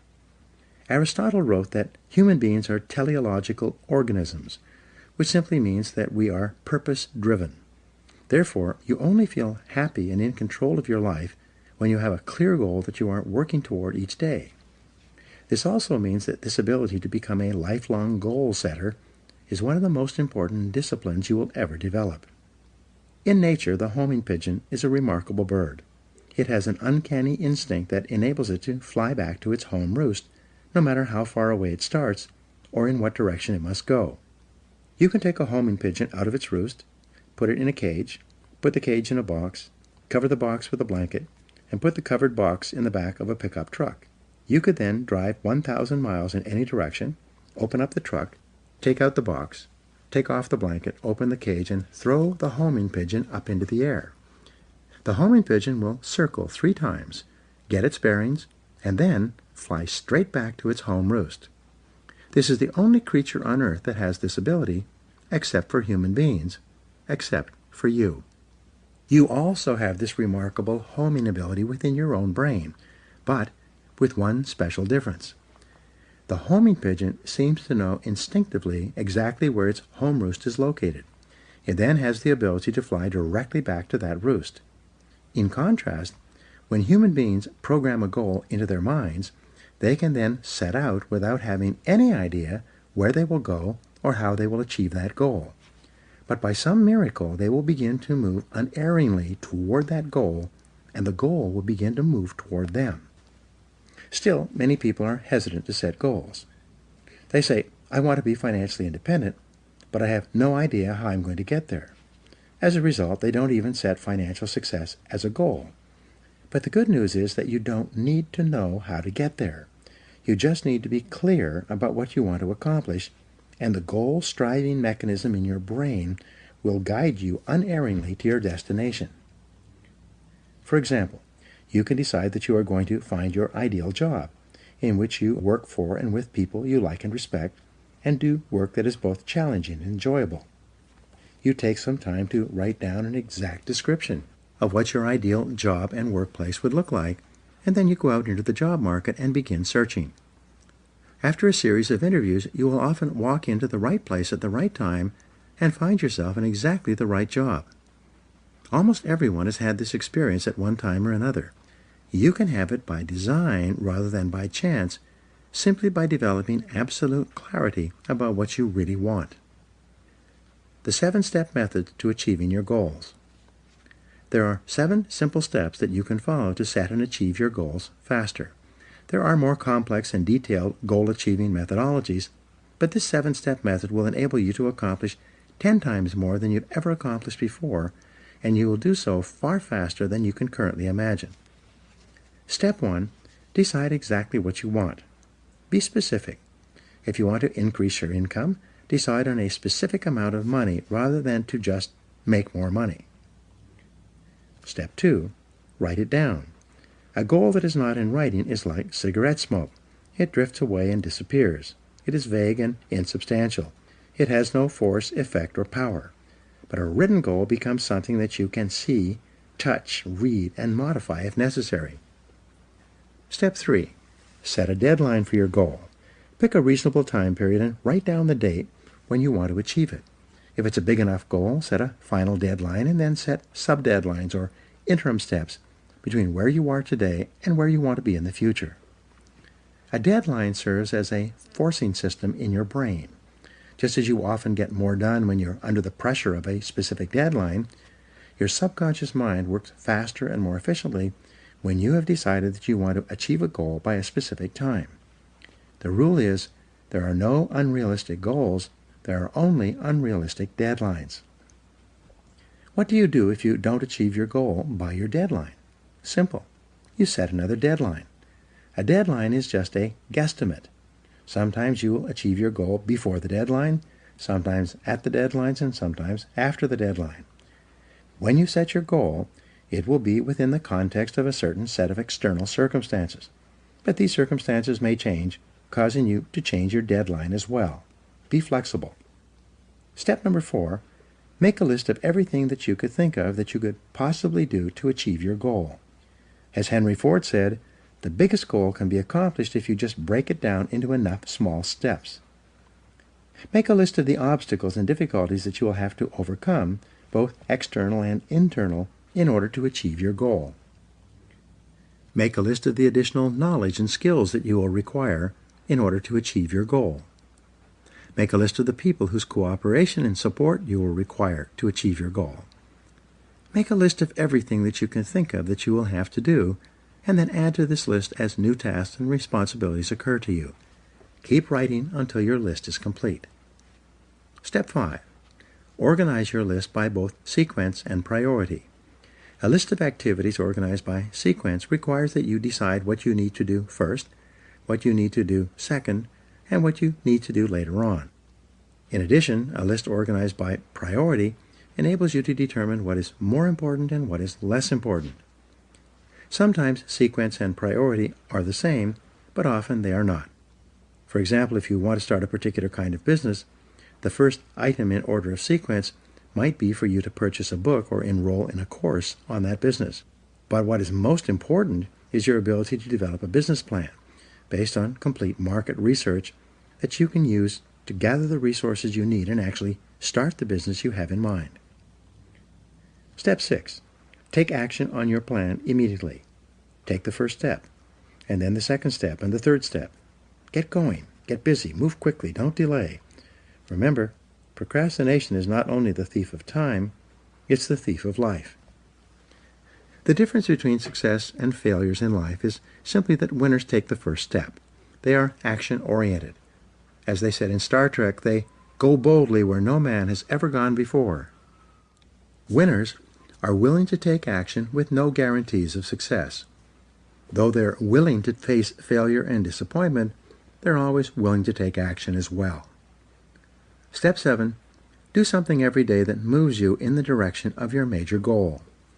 This is the key step that will guarantee your success. Do something 7 days a week, 365 days a year. Do anything that moves you at least one step closer to the goal that is most important to you at that time. When you do something every day that moves you in the direction of your goal, you develop momentum. This momentum, this sense of forward motion, motivates, inspires, and energizes you. As you develop momentum, you'll find it increasingly easy to take more steps towards your goal. In no time at all, you will have developed the discipline of setting and achieving your goals. It will soon become easy and automatic.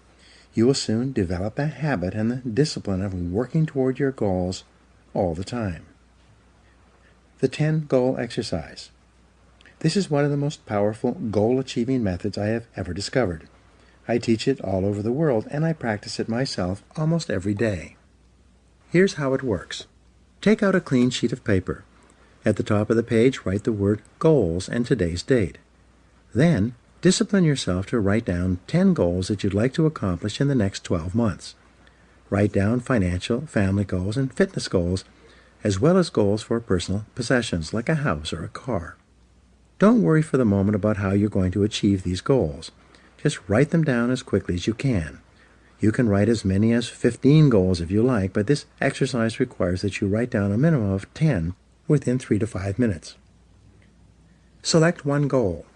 Once you've written out your 10 goals, imagine for the moment that you can achieve all the goals on your list if you wanted them long enough and hard enough. Also imagine that you have a magic wand that you can wave that will enable you to achieve any one goal on your list within 24 hours. If you could achieve any one goal on your list within 24 hours, which one would have the greatest positive impact on your life right now? Which one goal would change or improve your life more than anything else? Which one goal, if you were to achieve it, would help you to achieve more of your other goals than anything else? Whatever your answer to this question, put a circle around this goal and then write it at the top of a clean sheet of paper. This goal then becomes your major, definite purpose. It becomes your focal point and the organizing principle of your future activities. Make a plan. Once you've written out this goal clearly and specifically and made it measurable, set a deadline on your goal. Your subconscious mind needs a deadline so that it can focus and concentrate all your mental powers on goal attainment. Make a list of everything that you could think of that you could do to achieve your goal. Organize this list by sequence and priority. Select the most important or logical next step in your plan and take action on it immediately. Take the first step. Do something. Do anything. Resolve to work on this goal every single day until it's achieved. From this moment forward, as far as you are concerned, failure is not an option.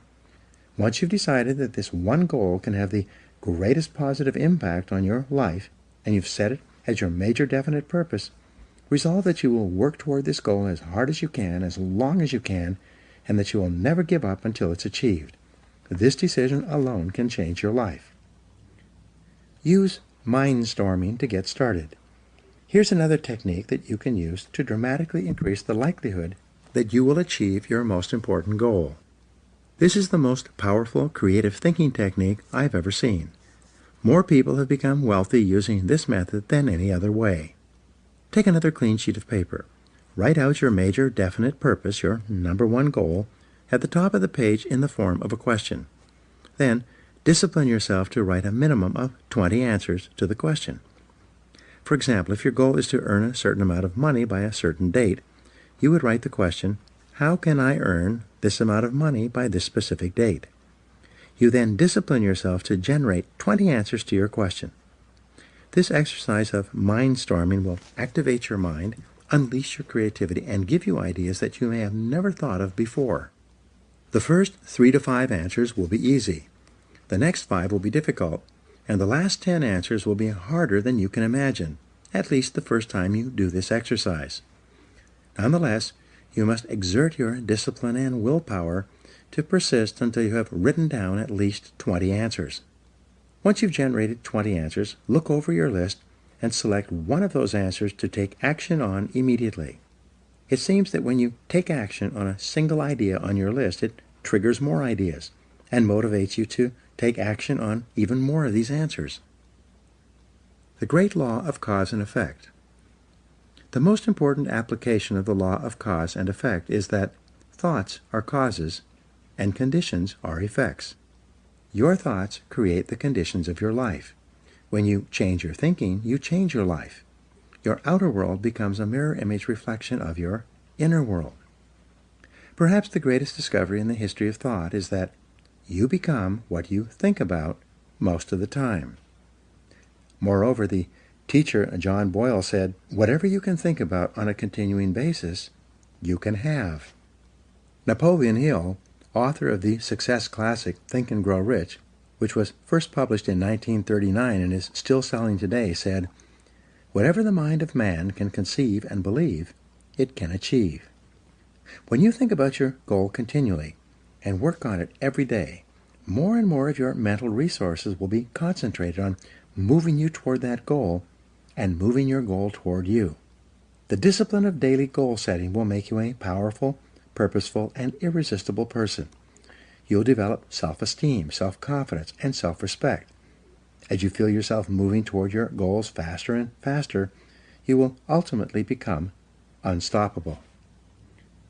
In the next chapter, I'll explain how the use of self-discipline to develop personal excellence is the most powerful step you can take to achieve all your material and emotional goals. Now here are some action exercises for you. 1. Resolve today to switch on your success mechanism and unlock your goal-achieving mechanism by deciding exactly what you really want in life. 2.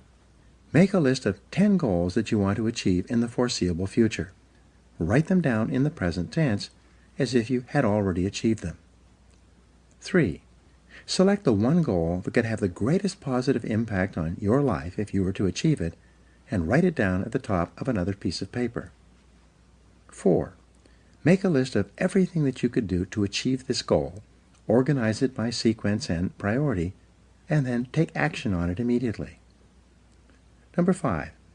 Practice mindstorming by writing out 20 ideas that could help you to achieve your most important goal, and then take action on at least one of these ideas.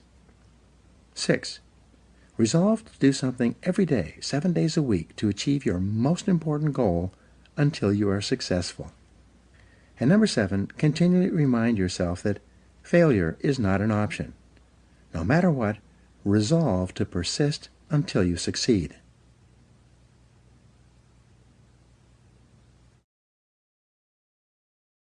Chapter 5. Self-Discipline and Personal Excellence. Aristotle wrote, "We are what we repeatedly do. Excellence, therefore, is not an act, but a habit." You are your most valuable asset. Your life, your potential, and your possibilities are the most precious things you have. Thus, your great goal in life should be to fulfill that potential and become everything you are capable of becoming. Your ability to learn, grow, and fulfill your potential is unlimited. Today, people are graduating from high school and college in their 70s, learning new subjects and developing new capabilities. Your ability to learn and remember can continue throughout your life if you keep your brain alive, alert, and functioning at its best. Your most precious financial asset is your earning ability. Your ability to work is your primary source of cash throughout your life. You could lose your home, your car, your bank account, and everything you own, but as long as you have your earning ability, you can earn it all back and more in the months and years ahead. Your biggest investment. Most people don't realize this. They take their earning ability for granted, but it has taken you your entire life to develop your earning ability. Every bit of education, experience, and hard work that you have invested in learning your craft and developing your skills has gone into building this asset. Your earning ability is very much like a muscle. It can increase in strength and power year by year as the result of regular exercise. Likewise, the opposite is true too. If left alone or ignored, your earning ability, like your muscles, can become weaker or even decline because you have simply failed to upgrade it continually. In other words, your earning ability can be either an appreciating or a depreciating asset. An appreciating asset is something that grows in value and cash flow every year as a result of continual investment and improvement. A depreciating asset, on the other hand, is something that loses value over time and finally reaches the point at which it is written off, being of little or no further value. The choice is yours as to whether your earning ability is increasing or decreasing month by month and year by year. See yourself as the president of your own personal services corporation. Imagine that you were going to take your company public on the stock market. Would you recommend your company as a growth stock, continually increasing its value and earning ability each year? Or would you describe your company as one that has leveled off in the marketplace, that is not really going anywhere in terms of increased value and income? Would you recommend stock in U Inc. as an excellent investment? Why or why not? What got you here won't get you any further. Some people are actually losing value each year, declining in earning ability because they are not continually upgrading their knowledge and skills. They don't realize that whatever knowledge and skill they have today is rapidly becoming obsolete. It's being replaced by new knowledge and skills that if you don't have them and someone else does, you will be in danger of being overtaken by your competition. Join the top 20%. In Chapter 1, I mentioned that the 80-20 rule applies to income.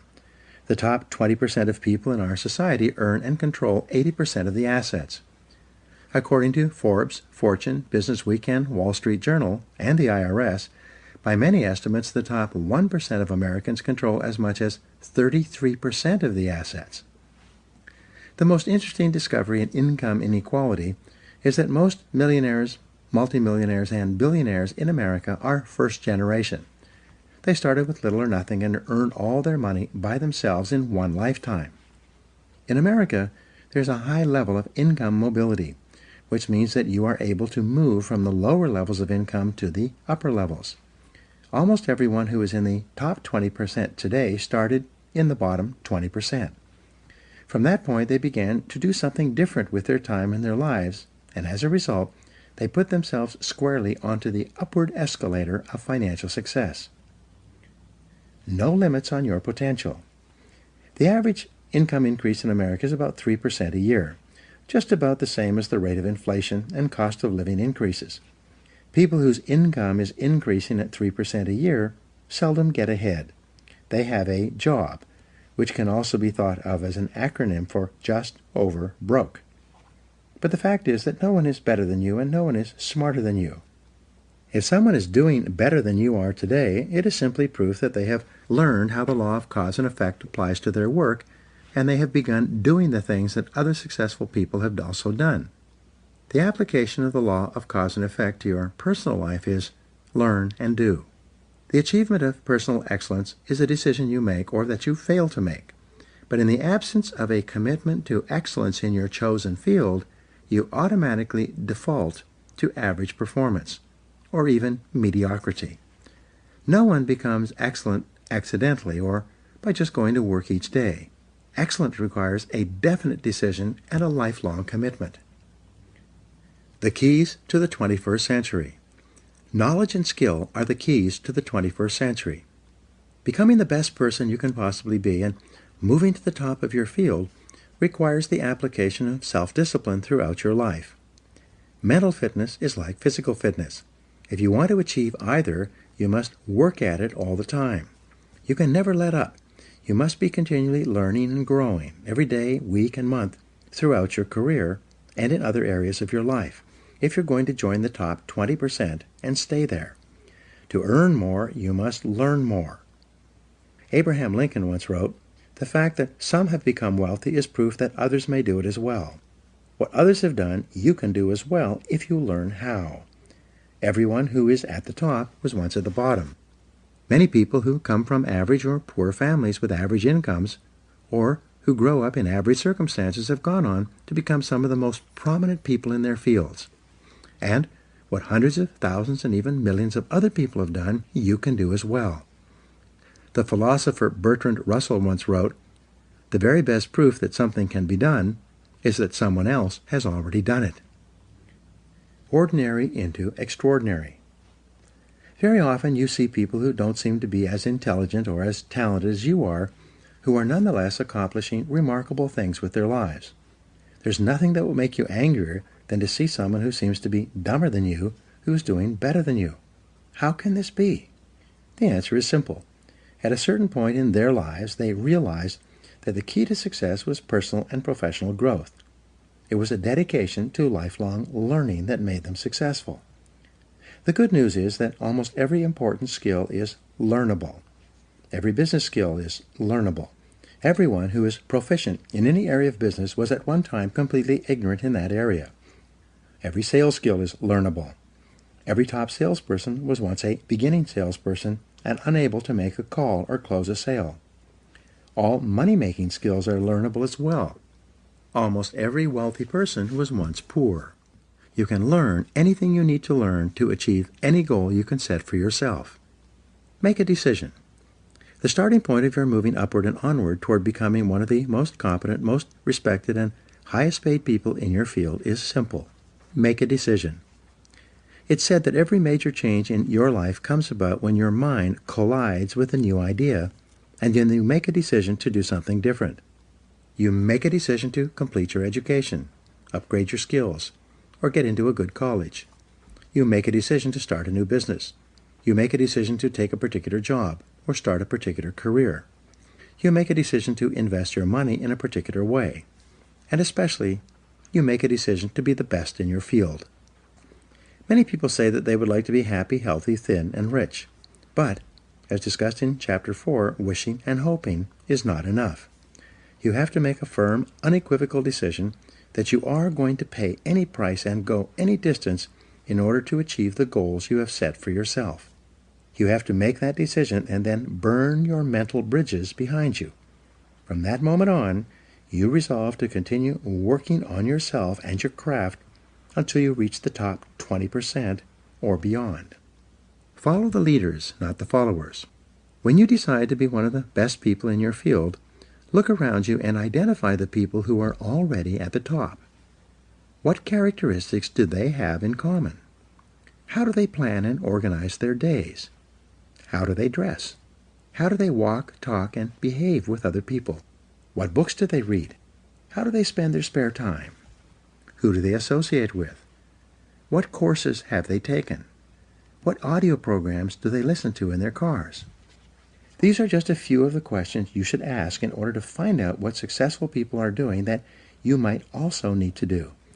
After all, you can't hit a target that you can't see. Your selection of the right role models can have an enormous impact on your future. Dr. David McClelland of Harvard, and author of The Achieving Society, concluded that your choice of a reference group can determine as much as 95% of your success and achievement in life. Your reference group is made up of the people who you feel are just like me. Your natural tendency is to adopt the attitudes, styles of dress, opinions, and lifestyles of the people with whom you identify and associate most of the time. Fly with the eagles. Some years ago, one of my seminar participants told me his story. Bob Barton said he had started off in his 20s in a large company with about 32 salespeople in his branch. It was his first real job, and he was starting at the bottom. Because he was new, he hung around with the other junior salespeople. As they say, birds of a feather flock together. After a month or two, Bob noticed that the top salespeople in the office also associated with each other. They did not spend time with the junior salespeople. They also spent their time differently. When Bob got into work in the morning, the top salespeople were already there, planning their days and working on the telephone and making appointments. Bob also noticed that the junior salespeople would come in later, drink coffee, read the newspaper, and make excuses for not making sales calls. Bob decided that he was going to pattern himself after the top salespeople in the office. He looked at the way they dressed and groomed, and he resolved to dress and groom the way they did. Each morning he would stand in front of his mirror and ask himself, "Do I look like one of the top salespeople in my office?" If the answer was no, he would go back and change his clothes until he felt that he looked as good as the best people. He began to come into the office and organize his day before 8:30 a.m. so that he was ready to make calls as soon as his customers were available to see him. One day, Bob asked one of the top salespeople if he could recommend a book or audio program that would help him. It turns out that top people are always willing to help other people improve. When he got the recommendation, Bob immediately went out and got the book and sent away for the audio program. He read the book and listened to the program, and then reported back to the top salesman. The top salesman gave him some more advice on things to read and listen to, all of which Bob followed. Bob asked another salesperson how he planned his day, and that salesperson showed him his time management system. So Bob began to plan and organize his day the way the top salespeople did it. By using these top salespeople as his role models and emulating them whenever possible, Bob started to make more appointments, see more prospects, and make more sales. Within 6 months, he was one of the top salespeople in the office as well. By that time, the top salespeople had invited him for coffee and lunch, and he became one of them rather than one of the junior people. The next year, Bob went to the National Sales Conference, where he met a lot of the top people from around the country. He deliberately sought them out and asked for their advice. What books would they suggest? What audio programs would they recommend? What seminars had they attended? What strategies did they find that were the most effective in building their sales business? Bob did something that very few people do. When he received advice, he followed it. He immediately took action on the advice and then reported back to the people who had given it to him. Within 4 years, Bob became one of the top salespeople in the country. His friends and associates were the other top salespeople in his branch and in the other branches. His income had increased several times. He wore beautiful clothes, drove a new car, lived in a lovely home, and had a wonderful wife. And he said that it all came about as a result of asking top salespeople for their input and then following that input and applying it to his sales activities. But here's the kicker. Over and over, the top people, the ones who had been winning the sales awards year after year, told Bob the same thing. He was the first person who had ever come up to them and asked them for advice. No one else had ever sought them out and asked them why they were so successful. The answers have all been found. Here's a great discovery. All the answers have been found. All the routes to success have been discovered. Everything you need to learn to move to the top of your field has already been learned by hundreds and even thousands of other people. And if you ask them for advice, they will give it to you. Successful people will have their phone calls held, cancel other appointments, and put their work aside to help other people to be successful. But you must ask, and then you must follow their advice once they give it to you. If you can't ask them directly, read their books and attend their talks and seminars. Listen to audio programs created by successful people. Sometimes you can send them emails and ask for advice. Learn from the best. Set high income as a goal. If your goal is to be in the top 20% of moneymakers in your field, the first thing you need to do is to find out what the people in the top 20% are earning today. This information is available. Just ask around. Check industry statistics. Go on to Google. You can find this information if you look for it. Once you know the income target at which you are aiming, write it down as your goal. Make a plan to achieve this level of income and work on it every day. Never stop until you reach it. The secret to high income in business and sales is quite simple. Learn and do. Like jacking up a car, you improve one notch at a time. Each time you learn and practice a new skill, you ratchet up your earning ability, and it locks in. As long as you keep increasing your earning ability, you keep ratcheting up to a higher level from which you seldom decline. Use the 3% formula to invest in yourself. To guarantee your lifelong success, make a decision today to invest 3% of your income back into yourself. This seems to be the magic number for lifelong learning. According to the American Society for Training and Development, this is the percentage that the most profitable 20% of companies in every industry invest in the training and development of their staff. Decide today to invest 3% of your income into yourself in order to make yourself an appreciating asset, to continually increase your earning ability. If your annual income goal is $50,000, resolve to invest 3% of that amount, or $1,500, back into yourself each year to maintain and upgrade your knowledge and skills. If your income goal is $100,000, resolve to invest $3,000 per year back into yourself to assure that you reach that level of income. The payoff is extraordinary. I was giving a seminar in Detroit a couple of years ago when a young man about 30 years old came up to me at the break.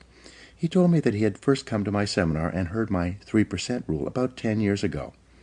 At that time, he had dropped out of college, was living at home, driving an old car, and earning about $20,000 a year as an office-to-office salesman. He decided after the seminar that he was going to apply the 3% rule to himself, and he did so immediately. He calculated 3% of his income of $20,000 would be $600. He began to buy sales books and read them every day. He invested in 2 audio learning programs on sales and time management. He took 1 sales seminar. He invested the entire $600 in himself in learning to become better. That year his income went from $20,000 to $30,000, an increase of 50%. He said he could trace the increase with great accuracy to the things he had learned and applied from the books he had read and the audio programs he had listened to. So the following year he invested 3% of $30,000, a total of $900 back into himself. That year his income jumped from $30,000 to $50,000. He began to think, if my income goes up at 50% per year by investing 3% back into myself, what would happen if I invested 5%? The next year, he invested 5% of his income, $2,500, into his learning program. He took more seminars, traveled cross-country to a conference, bought more audio and video learning programs, and even hired a part-time coach. And that year, his income doubled to $100,000. After that, Like playing Texas Hold'em, he decided to go all in and raised his investment into himself to 10% per year. He told me that he'd been doing this ever since. I asked him, how has investing 10% of your income back into yourself affected your income? He smiled and said, I passed $1 million in personal income last year, and I still invest 10% of my income in myself every single year. I said, wow, that's a lot of money. How do you manage to spend that much money on personal development? He said, it's hard. I have to start spending money on myself in January in order to invest it all by the end of the year. I have an image coach, a sales coach, and a speaking coach. I have a large library in my home with every book, audio program, and video program on sales and personal success I can find. I attend conferences both nationally and internationally in my field, and my income keeps going up every year. There are 3 simple steps to become the best. Becoming one of the top people in your field requires discipline and application more than anything else. There are 3 simple steps that you can follow to become the very best in your field. 1. Read 60 minutes in your field each day. Turn off the television and the radio. Put aside the newspaper and read material about your field for 1 hour each day before you start working. 2. Listen to educational audio programs in your car. Start them and stop them as you listen so that you can reflect on what you have just heard and think about how you can apply the ideas to your work. 3. Attend courses and seminars in your field regularly. Seek them out.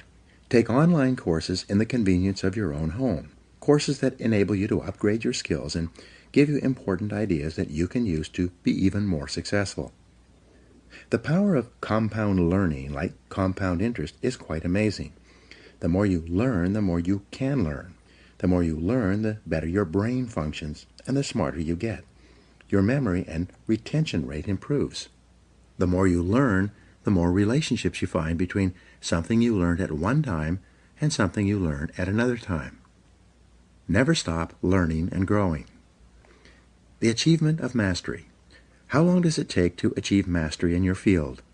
According to the experts, the acquisition of mastery requires about 7 years or 10,000 hours of hard work. It takes 7 years to become a master salesperson. It takes 7 years to become a successful business person.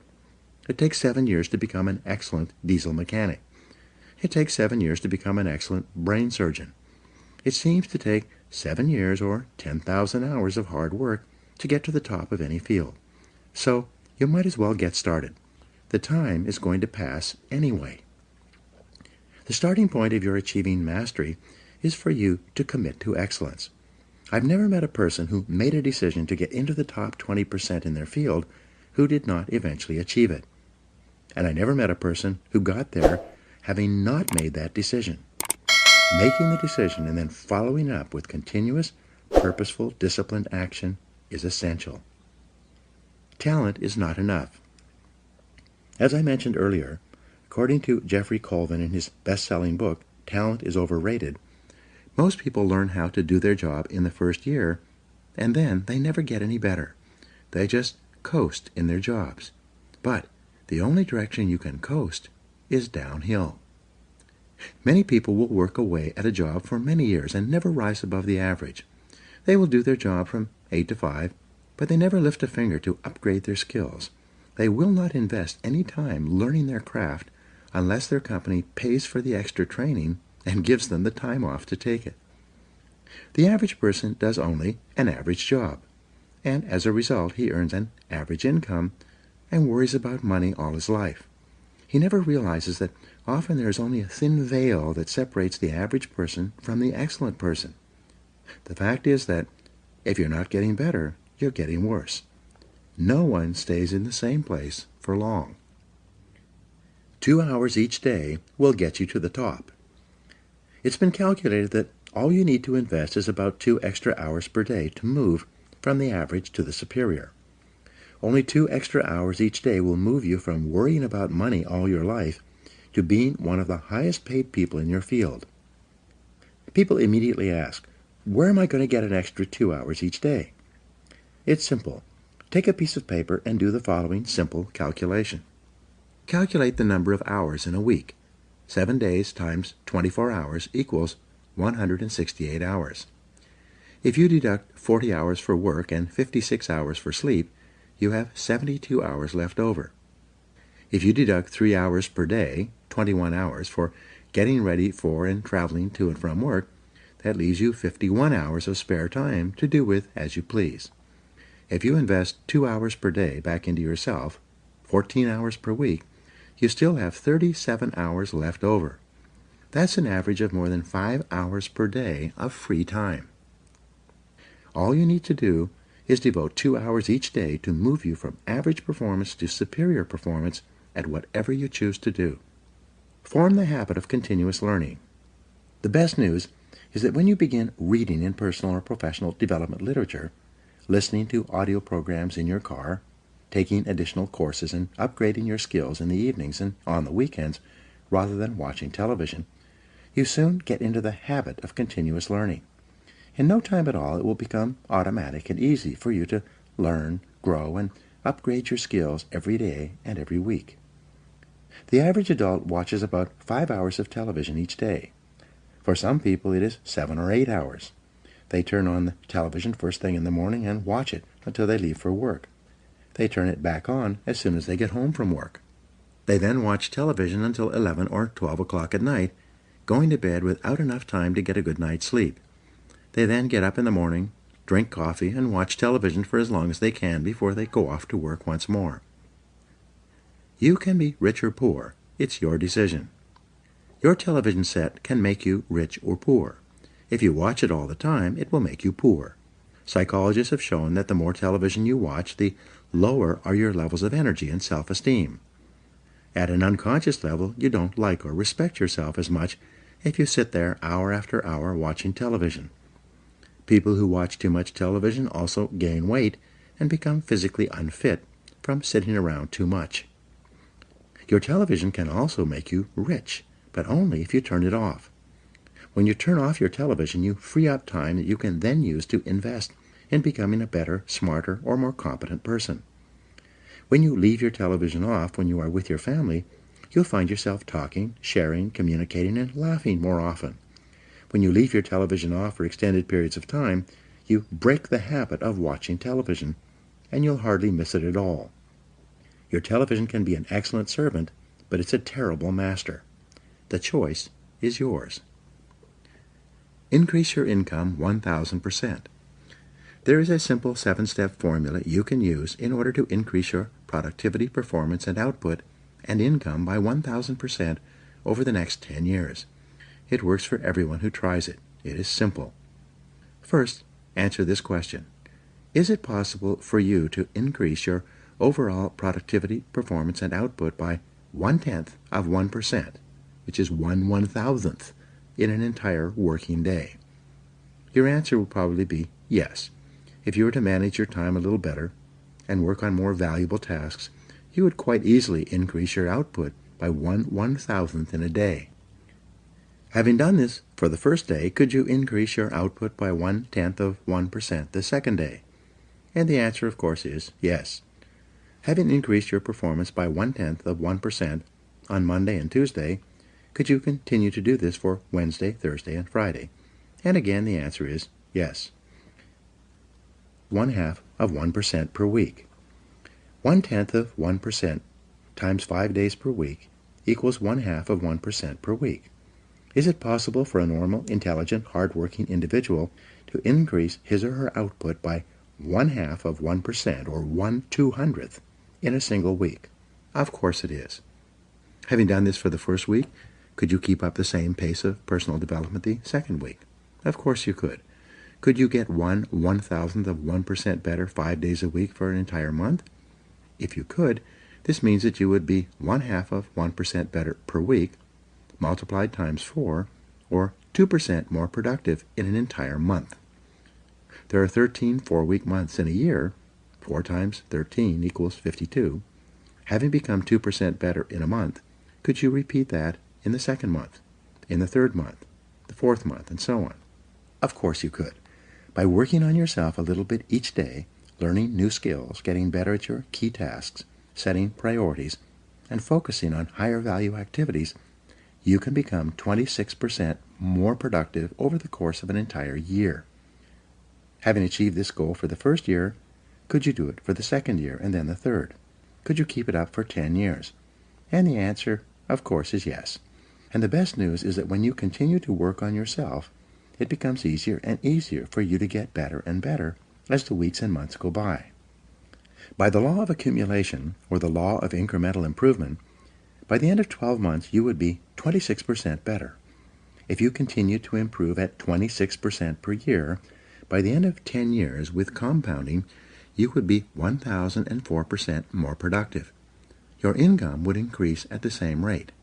This formula works if you do. There are 7 steps in the 1,000% formula. Step 1. Arise 2 hours before your first appointment, or before you have to be at work. Invest the first hour in yourself by reading something educational, motivational, or spiritual. As Henry Ward Beecher once said, the first hour is the rudder of the day. When you get up and invest the first hour in yourself, you set yourself up mentally to have an excellent day. You'll be more positive, alert, creative, and productive all day long when you start your day by investing the first hour in yourself. If you read in your field 1 hour per day, that will translate into about 1 book per week. 1 book per week will translate into about 50 books per year. Since the average adult reads less than 1 nonfiction book per year, if you were to read 50 books in your field each year, do you think that would give you an edge in your profession? Do you think that it would move you ahead of virtually everyone else in your business? Of course it would. If you read 50 books per year for 10 years, this would be 500 books that would help you to improve your productivity, performance, and income. At the very least, you would need a bigger house just to hold your books, and you'd be able to afford it. Reading 1 hour per day in your field will make you a national authority in 3 to 5 years. This alone can give you your 1,000% increase over the course of your career. Step 2. Rewrite your goals every day. Get a spiral notebook and rewrite your major goals in the present tense every morning before you start out, without looking back at what you wrote the previous day. This writing and rewriting is the process of programming instructions into the guidance mechanism of your mind. When you rewrite your 10 goals each morning, you will continually see and think of opportunities to achieve those goals all day long. You will become more focused, channeled, and directed. You'll be more purposeful and determined, and you will achieve your goals much faster than if they were merely wishes floating around in the back of your mind. Writing and rewriting your goals each day can give you your 1,000% increase in income over 10 years. Step 3. Plan every day in advance.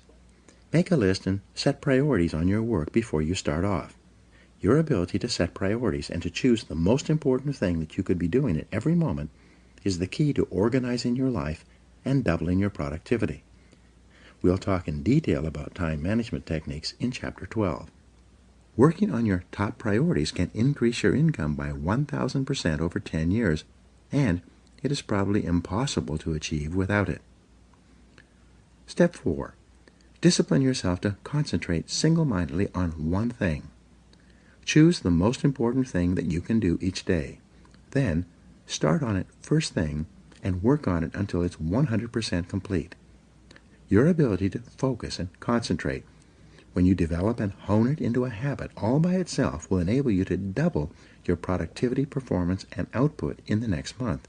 And it will give you your 1,000% increase over 10 years. Step 5. Listen to educational audio programs in your car. The average business person who drives spends 500 to 1,000 hours per year behind the wheel of their car. When you turn your car into a university on wheels, a mobile classroom, you get the educational equivalent of 1 to 2 full-time university semesters as you drive around. Many people have gone from rags to riches by simply listening to educational audio programs in their cars as they drive from place to place. You could do the same. This alone could give you your 1,000% increase. Step number 6. Ask 2 magic questions after every call or event. First, ask yourself, what did I do right? Then, ask yourself, what would I do differently? The first question, what did I do right, forces you to think through and recall all the correct things that you did in that last meeting, presentation, or event, even if it was not successful. Write them down. The second question, what would I do differently, forces you to think through all the different ways you could improve your performance in a similar situation. Write these ideas down as well. In both cases, by reviewing your performance, by thinking about what you did right and what you would do differently, you program yourself to perform even better the next time. This is one of the fastest and most powerful exercises in personal growth and development I have ever discovered. This process dramatically speeds up the rate at which you move into the top 20%. Step 7. Treat every person you meet like a million-dollar customer. Treat each person you meet and work with, both at home and in the office, as though he or she is the most important person in the world. When you treat people as if they are valuable and important, they will return the favor by treating you as if you are valuable and important as well. They will want to be associated with you, work for you, buy from you, and introduce you to their friends. You begin treating people like million-dollar customers by starting at home, with the members of your family. Remember, they are the most important people in your life. So when you start your day well, first thing in the morning, by making the members of your family feel important and telling them that you love them, you'll be more positive, relaxed, and happier for the rest of the day. Fully 85% of your success will be determined by how much people like and respect you, especially in business and sales. Never miss an opportunity to treat people well. When you practice these 7 steps each day for a month, you will see changes and improvements in your life, work, and income that will astonish you. After a month of regular practice, you'll have formed a new habit of continuous personal improvement that can carry you onward and upward for the rest of your life. Be the best. Lifelong personal development and the commitment to personal excellence requires tremendous dedication, discipline, and willpower. The greatest payoff is that every time you learn and apply something new, your brain releases endorphins, which make you feel happier and more excited about your future. Every time you learn and apply something new, you'll have a greater sense of personal power. Your self-esteem, self-respect, and personal pride will increase. You'll feel very much in control of your earning ability, which is one of the most important parts of your life. In the next chapter, we'll talk about the importance of courage, of overcoming the fears and doubts that hold most people back. It is often the case that we know what we need to do, but we lack the courage to take the risks that accompany trying anything new. Instead, we make excuses for inaction. Now, here are some action exercises that you can do. Number 1, make a decision today to invest in yourself and getting better, as if your future depends on it, because it does. 2, identify the most important skills you have that determine the quality and quantity of results you get at your work, and make a plan to get better in each one. 3, if you could wave a magic wand and become absolutely excellent in any one skill, which one skill would have the greatest impact on your earning ability? Whatever your answer, set that skill as a goal, make a plan, and work on it every day. 4, set excellent performance in your work as a goal, and then determine exactly what you will need to do every day to join the top 20% or better in your field. 5, look ahead 3 to 5 years and determine the new knowledge and skills you will need in order to lead your field in the future. Then start acquiring them today. 6, select the top person in your field, the one you admire most, and use him or her as a role model for your own development. And 7, commit yourself today to lifelong learning, and never let a day go by without getting better in some area.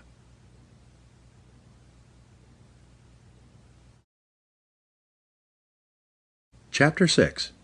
Self-Discipline and Courage. Mark Twain said, "Courage is not absence of fear, it is control of fear, mastery of fear." You need large amounts of self-discipline to deal courageously with all the fear-inducing events of your life. This is probably why Churchill said, "Courage is rightly considered the foremost of the virtues, for upon it all others depend." The fact is that everyone is afraid, and usually of many things. This is normal and natural.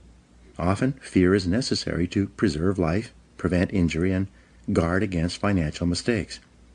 So, if everyone is afraid, what is the difference between the brave person and the coward? The only difference is that the brave person disciplines himself to confront, deal with, and act in spite of the fear. In contrast, the coward allows himself to be dominated and controlled by the fear. Someone once said that, with regard to warfare, although it applies to any situation, the difference between the hero and the coward is that the hero sticks in there 5 minutes longer. Fortunately, all fears are learned. No one is born with fears. Fears can therefore be unlearned by practicing self-discipline repeatedly with regard to fear until it goes away. The most common fears that we experience, which often sabotage all hopes for success, are the fears of failure, poverty, and loss of money. These fears cause people to avoid risk of any kind and to reject opportunity when it's presented to them. They're so afraid of failure that they're almost paralyzed when it comes to taking any chances at all. There are many other fears that interfere with our happiness. People fear the loss of love or the loss of their jobs and their financial security. People fear embarrassment or ridicule. People fear rejection and criticism of any kind. People fear the loss of respect or esteem of others. These and many other fears hold us back throughout life. Fear paralyzes action. The most common reaction in a fear situation is the attitude of, "I can't." This is the fear of failure and loss that stops us from taking action. It is experienced physically, starting in the solar plexus. When a person is really afraid, their mouth and throat goes dry, their heart starts pounding. Sometimes they breathe shallowly and their stomach churns. Often they feel like getting up and running to the bathroom. These are all physical manifestations of the inhibitive negative habit pattern, which we all experience from time to time. Whenever a person is in the grip of fear, he feels like a deer caught in the headlights of a car. This fear paralyzes action. It often shuts down the brain and causes the individual to revert to the fight or flight reaction. Fear is a terrible emotion that undermines our happiness and can hold us back throughout our lives. Do the opposite. Aristotle described courage as the golden mean between the extremes of cowardice and impetuousness. He taught that to develop a quality that you lack, act as if you already had that quality in every situation where it is called for. In modern terms, however, we say, fake it until you make it. You can actually change your behavior by affirming, visualizing, and acting as if you already have the quality you desire. By affirming, by repeating the words, "I can do it," emphatically, whenever you feel afraid for any reason, you can cancel the feeling of, "I can't." Every time you repeat the words, "I can do it," with conviction, you override your fear and increase your confidence.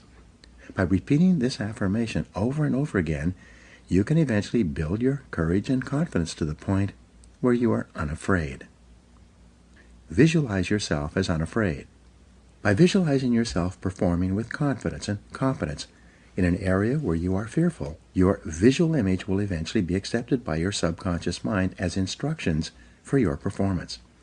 Your self-image, the way you see yourself and think about yourself, is eventually altered by feeding your mind these positive mental pictures of yourself performing at your best. By using the act-as-if method, you walk, talk, and carry yourself exactly as you would if you were completely unafraid in a particular situation. You stand up straight, smile, move quickly and confidently, and in every respect, act as if you already had the courage that you desire. The law of reversibility says that if you feel a certain way, you will act in a manner consistent with that feeling. But if you act in a manner consistent with that feeling, even if you don't feel it, the law of reversibility will create the feeling that is consistent with your actions. This is one of the greatest breakthroughs in success psychology. You develop the courage you desire by disciplining yourself repeatedly to do the thing you fear until that fear eventually disappears. And it will. Blow away the fear. When I work with sales organizations, they often ask me how to help a salesperson break out of a sales slump, especially in a tough economy. I give them a simple formula that is guaranteed to work every single time. It is called the 100 call method. In practicing this method, I instruct the salesperson to go out and call on 100 prospects as fast as he can without caring at all whether or not he makes a sale. When the salesperson doesn't care if he makes a sale, his fear of rejection largely disappears. He stops caring if the prospect he is speaking to is interested or not interested. He has a single focus. It is to make 100 calls as fast as he possibly can. One sales organization I work with has a daily prize for the first salesperson who gets rejected 10 times each morning. At 8:30 a.m., all the salespeople sit down at their desks and start making calls to try to win the prize. By the time the contest is over, usually by 10 a.m., everyone's fears of rejection have been blown out of their systems. They're ready to call on prospects all day long, not caring at all about the reactions they get. Learn to speak on your feet. In 1923, Toastmasters International was formed. Its express purpose was to take people who were terrified of public speaking and help them to become confident and competent when speaking on their feet in front of an audience. According to the Book of Lists, 54% of adults rate the fear of public speaking ahead of the fear of death. But Toastmasters International had a solution. They created a system based on what psychologists call systematic desensitization. Once a week at a luncheon or dinner meeting, small groups of Toastmasters come together. Each person is required to stand up and give a short talk on a specific subject in front of a group of their peers. At the end of each talk, the speaker receives applause, positive input, and comments from the other members. At the end of the evening, each person is given a grade on their talk, even if it was only for 30 or 60 seconds. After 6 months of attending Toastmasters meetings, the individual will have stood on his feet and spoken 26 times, receiving positive applause and feedback each time. Because of this continuous positive reinforcement, his confidence increases dramatically. As a result of this process, countless Toastmasters have gone on to become excellent public speakers and prominent people in their businesses, organizations, and communities. Their fears of public speaking are gone forever. Eliminate 2 fears at once.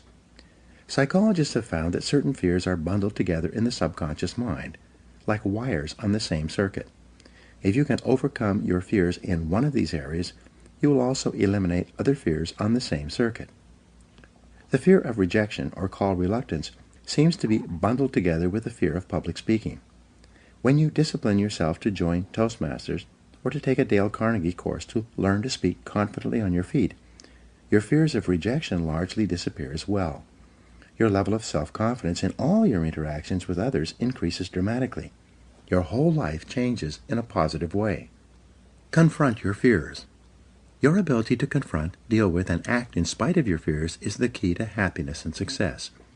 One of the best exercises you can practice is to identify a person or situation in your life of which you are afraid and resolve to deal with that fear situation immediately. Do not allow it to make you unhappy for another minute. Resolve to confront the situation or person and put the fear behind you. A woman in one of my seminars told me that her boss was a very negative person. He was constantly criticizing and berating her about her work, even though she was one of the highest-rated employees in the organization. He was making her life miserable. She didn't want to give up her job, but she was afraid of confronting him. She asked me what she should do. I gave her this advice, which I've subsequently given to many other people. The only reason that one person bullies another is because they feel they can get away with it. The only way to deal with a bully is to confront him. Bullies are actually cowards at heart, and they will flee from a confrontation. I told her to do this. The next time your boss criticizes you for any reason, turn to him and say, quite firmly, "I would appreciate it if you not talk to me like that ever again. It hurts my feelings and stops me from doing my job the way you want." I told her to look him straight in the eye after she had finished making this statement. Well, she had tremendous courage. Rather than putting up with this situation any longer, the next time her boss began to berate her, she squared off with him and said those words. She wrote to me and told me what had happened. Just as I had predicted, he stopped dead in his tracks. He immediately apologized and mumbled, and then quickly went back to his office.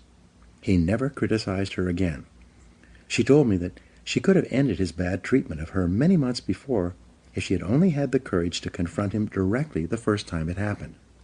As Eleanor Roosevelt said, "No one can make you feel inferior without your consent."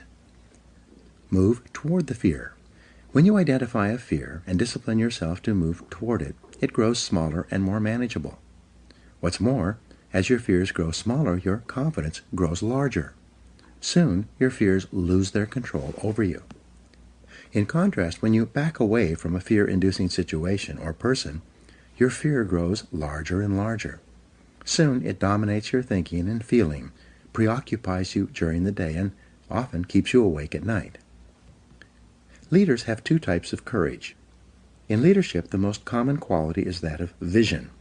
Leaders have a clear vision of where they want to take their organizations. Leaders also have a clear vision of where they want to be sometime in the future in their personal lives. The second most common quality of leaders is that of courage. Leaders have the courage to do whatever is necessary to fulfill their vision. They lead from the front and dare to go forward. There are two types of courage that you need. First, you need the courage to launch, to take action, to take a leap of faith. You need the courage to go all in, without any guarantee of success, and with a high possibility of failure, at least in the short term. The major feeling that holds most people back is that, in spite of all their best intentions, they don't have the courage to take the first step. The second type of courage that you need is called courageous patience. This is the ability to hang in there and continue working and fighting after you've gone all in and before you have yet seen any results or rewards. Many people can muster up the courage to take action toward a new goal, but when they see no immediate result, they immediately lose heart and pull back to safety and security. They don't have staying power. Deal with the fear directly. The only way to deal with a fear is to address it head on. Remind yourself that denial is not a river in Egypt. The natural tendency of many people is to deny that they have a problem caused by a fear of some kind. They're afraid of confronting it. In turn, it becomes a major source of stress, unhappiness, and psychosomatic illness. Be willing to deal with the situation or person directly. As Shakespeare said, "Take arms against a sea of troubles, and in so doing, end them." The companion of fear is worry. Like twin sisters, fear and worry go around together. Mark Twain once wrote, "I have worried about a lot of things in life, and most of them never happened." It's been estimated that 99% of the things that you worry about never happen. And most of the things that do happen so quickly that you didn't have time to worry about them in the first place. The disaster report. Whenever you're worried about something, fill out a disaster report on the situation. This will destroy your fear and worry almost instantly. This is often called the worry buster. The disaster report has 4 parts. First, define the worry situation clearly. What exactly are you worried about? Very often, when you take the time to be completely clear about the worry situation, a way to resolve that situation becomes immediately evident. Second, identify the worst possible thing that could happen if this worry situation were to take place. Would you lose your job? Would you lose your relationship? Would you lose your money? What's the worst thing that could possibly happen? Be clear about this. In many cases, you will see that should the worst occur, it would not ruin you. It might be inconvenient or uncomfortable, but you would eventually recover. You will find that it's probably not worth all the worry that you are devoting to it. The third step in the disaster report is to resolve to accept the worst possible outcome, should it occur. Say to yourself, well, if that happens, it won't kill me. I'll find a way to get along.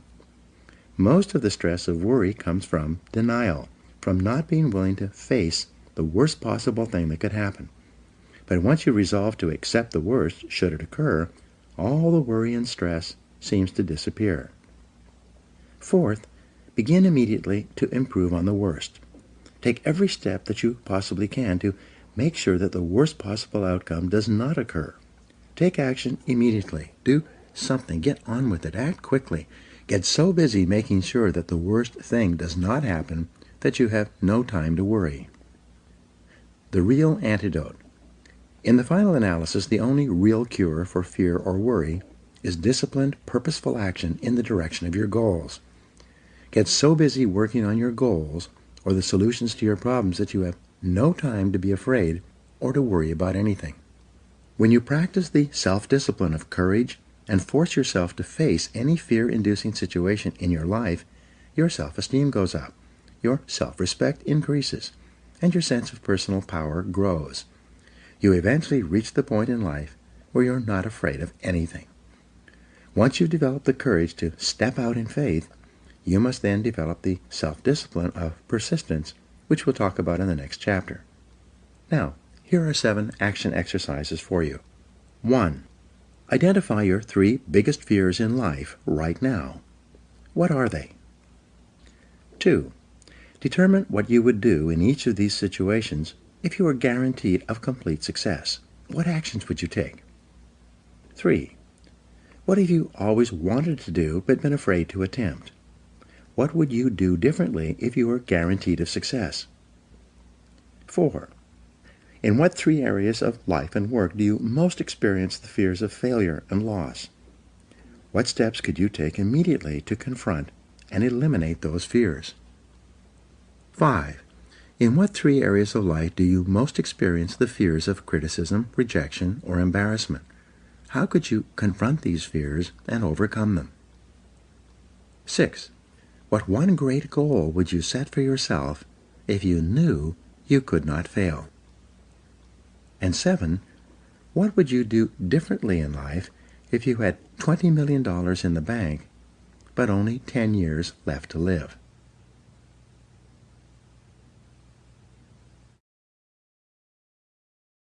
Chapter 7. Self-Discipline and Persistence. Benjamin Disraeli wrote, "Beware of endeavoring to become a great man in a hurry. One such attempt in 10,000 may succeed. These are fearful odds." Persistence is self-discipline in action. Your ability to persist in the face of all setbacks and temporary failures is essential to success in life. Napoleon Hill said, "Persistence is to the character of man as carbon is to steel." The primary reason for success is persistence, and likewise the primary reason for failure is lack of persistence or quitting too soon. There's a direct link between self-discipline and self-esteem. Each time you discipline yourself to do what you should do, when you should do it, whether you feel like it or not, your self-esteem increases. This is why there is a direct relationship between self-esteem and persistence. Each time you persist and force yourself to continue on, even when you feel like quitting, your self-esteem goes up. Each act of self-discipline strengthens every other act of self-discipline. Every act of persistence strengthens every other act of persistence. When you discipline yourself to persist over and over, you like and respect yourself more and more. You become stronger and more confident. Eventually, you become unstoppable. The reward of persistence. Persistence is its own reward. Every time you force yourself to persist on a task, whether it is large or small, you feel happier and better about yourself. When you go the extra mile and do more than you are paid for or more than is expected, your self-esteem goes up. You feel more powerful and in greater control of your life. In your career, when you go the extra mile, you put yourself on the side of the angels. The primary difference between winners and losers in life is simple. Winners never quit, and quitters never win. You can increase your ability to persist by talking to yourself positively. Say these words, "I am unstoppable." Before you begin any major undertaking, pre-program yourself by telling yourself, "I never give up." Before you can achieve anything worthwhile in life, you have to pass the persistence test. This is usually a snap quiz, sprung on you unexpectedly with no warning. You suddenly face a major setback, problem, temporary failure, or even a complete disaster. When this happens, remind yourself that this is the testing time.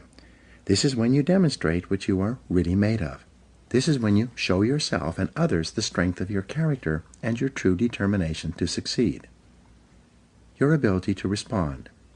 Your ability to respond effectively to setbacks, your level of response ability, is the measure of your readiness to succeed. When you experience a major setback or problem, you will feel temporarily stunned. This feeling is very much like a punch in the emotional solar plexus. You'll be stopped for a few seconds or a few minutes. During this period, you'll often feel discouraged or experience self-pity. You will say, "Why me?" However, it is not how far you fall that counts, but rather how high you bounce. Your aim is to bounce back as quickly as possible. Resilience in the face of unexpected reversals is vital to long-term success. Remember the warrior's creed: "I will lay me down to bleed a while, and then rise and fight again." Don't be surprised, shocked, or set back when things go wrong. Your best-laid plans will often fall apart. Instead, expect disappointments and setbacks as a part of life. Take a deep breath, pick up the pieces, and continue onward. Optimism gives you resilience. The most important quality you need for success and persistence is optimism. This is a boundless confidence in yourself and your ability to ultimately succeed. To remain optimistic, you must control and discipline your thinking when things go wrong. Refuse to feel sorry for yourself. Remember, you are not a victim. You are an adult, and you are in charge of your own life. You are doing what you have freely chosen to do. Setbacks come with the territory. They are merely speed bumps on the road to success. Refuse to blame others or make excuses. When you complain or blame other people, it just makes you feel and sound petty and small, and, what's worse, it takes away your personal power. Whenever you criticize or complain, it makes you feel weaker and reduces your ability to deal effectively with the situation. Instead, greet every setback by repeating, "I am responsible." Look for the reasons why you are responsible for what happened rather than trying to pass on the blame to other people. No excuses. Be proactive versus reactive. Resolve to focus on the solution and what can be done now rather than on what happened and who's to blame. Think in terms of the actions you can take to resolve the situation rather than what went wrong and who is to blame. To remain optimistic, look for the good in every situation. When you look for something good, you will always find something good. Furthermore, while you're looking for something good, because your conscious mind can only hold one thought at a time, you'll automatically become positive, optimistic, and back in full control. Seek the valuable lesson in every problem or difficulty. Every setback you face contains one or more lessons that have been sent to you to help you to be more successful in the future. The difference between success and failures is simple. Failures feel sorry for themselves when things go wrong, whereas successful people look for the valuable lesson they can learn that will help them in the future. Look for the gift. Norman Vincent Peale used to say, "When God wants to send you a gift, he wraps it up in a problem." The bigger the gift that God wants to send you, the bigger the problem he wraps it up in. Instead of concentrating on the problem, look for the gift. Wonderfully enough, you will always find it. What's more, sometimes the gift or valuable lesson can be of far greater value than the cost of the problem itself. Sometimes one lesson that you learn in dealing with a problem can be the key to your long-term success. As Napoleon Hill wrote, "Within every problem or obstacle lies the seed of an equal or greater opportunity or benefit. Your job is to find it." Continually think of yourself as a strong, powerful, resolute person in the face of adversity. In World War I, a British general was described by his superiors. "There he stands, like an iron peg, driven into the frozen ground, immovable." Let this be an accurate description of you whenever you face difficulties or problems of any kind. Resolve to stand like an iron peg, driven into the frozen ground. Resolve in advance. When you resolve in advance that you will never give up, your success is virtually guaranteed. In the final analysis, nothing can really stop you but yourself. In life, it doesn't matter how many times you get knocked down. All that matters is how many times you get back up. If you continue to get back up and press onward, you must eventually reach your goal. Each time you exert your self-discipline to persist in the face of adversity, you also increase your self-esteem and self-confidence. Then, as your self-esteem increases, you feel stronger, more powerful, and more unstoppable. When you feel better and stronger, you become more capable of persisting the next time, and then the time after that. By disciplining yourself to persist in the face of all adversity, you put your life onto an upward spiral of self-esteem, self-discipline, and persistence until you eventually become like a force of nature. Persistence is self-discipline in action. In Part 2, you will learn the specific things you can do to apply these principles to the practical areas of life, to achieve greater success in your work and career, and to fulfill your potential in the months and years ahead. Now, here are some action exercises for you. Number 1, identify one area in your life where you need to persist even harder to achieve your goal, and then take action in that area. 2, identify a goal in your life that you did not accomplish because you failed to persist through to completion. What steps could you take today to succeed in that area? 3, identify one big goal that you achieved because you persisted and refused to give up, no matter how difficult it became. 4, decide on your major definite purpose in life, the one goal that, if you achieved it, would have the greatest positive impact on your life. 5, write down your goal clearly. Make a detailed plan of action to accomplish it, and then tell yourself that failure is not an option. 6, make a decision today that you will persist until you succeed, no matter what happens, because I am unstoppable. 7, resolve to set and achieve one important goal, overcoming the inevitable difficulties, problems, and setbacks you will experience, and to work on it until you succeed. Repeat this process over and over until persistence becomes a habit.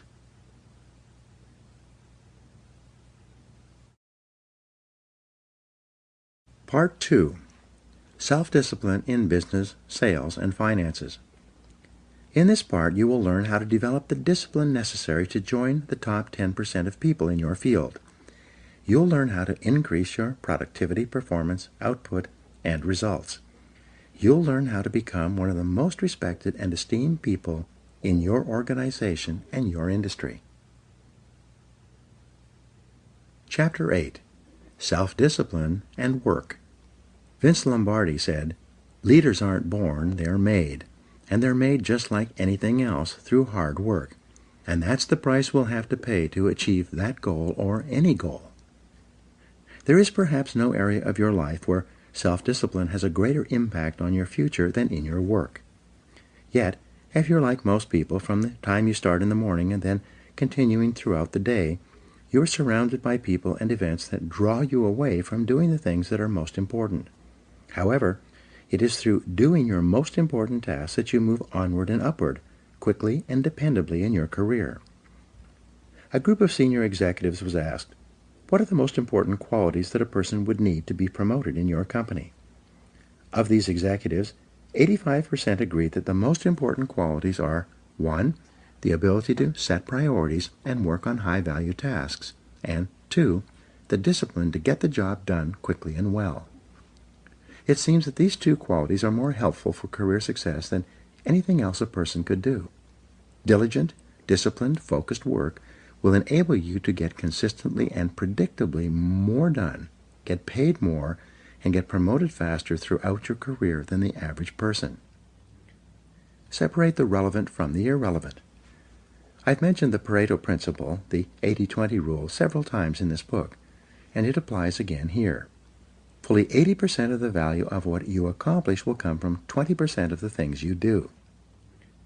Your job, then, is to identify those top 20% of your tasks and then concentrate single-mindedly on doing them quickly and well. Chapter 13 discusses time management in detail, but for now, let's take a look at the flip side of good time management, poor time management. According to Robert Half International, the average employee wastes about 50% of his or her time on non-work related activities. 37% of work time is wasted on idle conversation on personal subjects with coworkers, conversations that have nothing whatever to do with the job at hand. The other 13% of wasted time is consumed by coming in late or leaving early, by long lunches and coffee breaks, by surfing the internet, reading the newspaper, or conducting personal business during the day.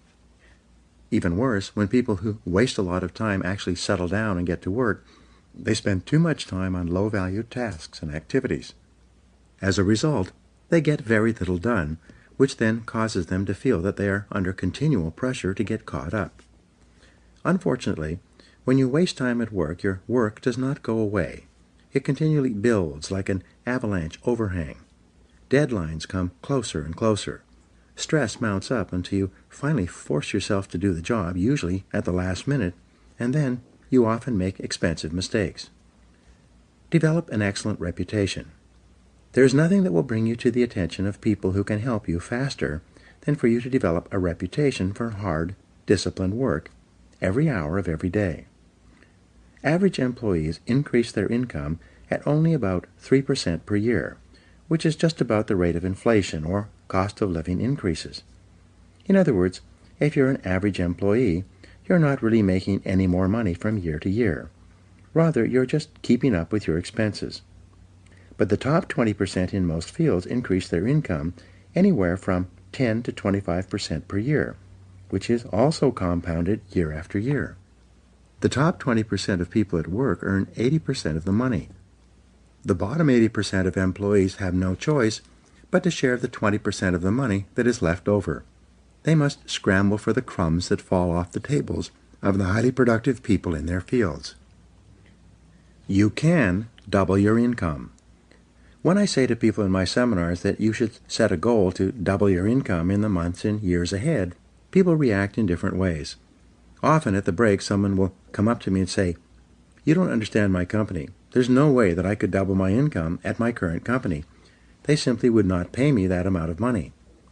Having heard this before, I then ask them the critical question: is there anyone at your company who earns twice as much as you do? The person that I'm talking to will always agree that, yes, there are people in my company who earn 2 or 3 times as much as I do. I then make the key point. So your company is quite willing to pay some people twice as much as they pay you. They're just not willing to pay you twice as much. Why is that?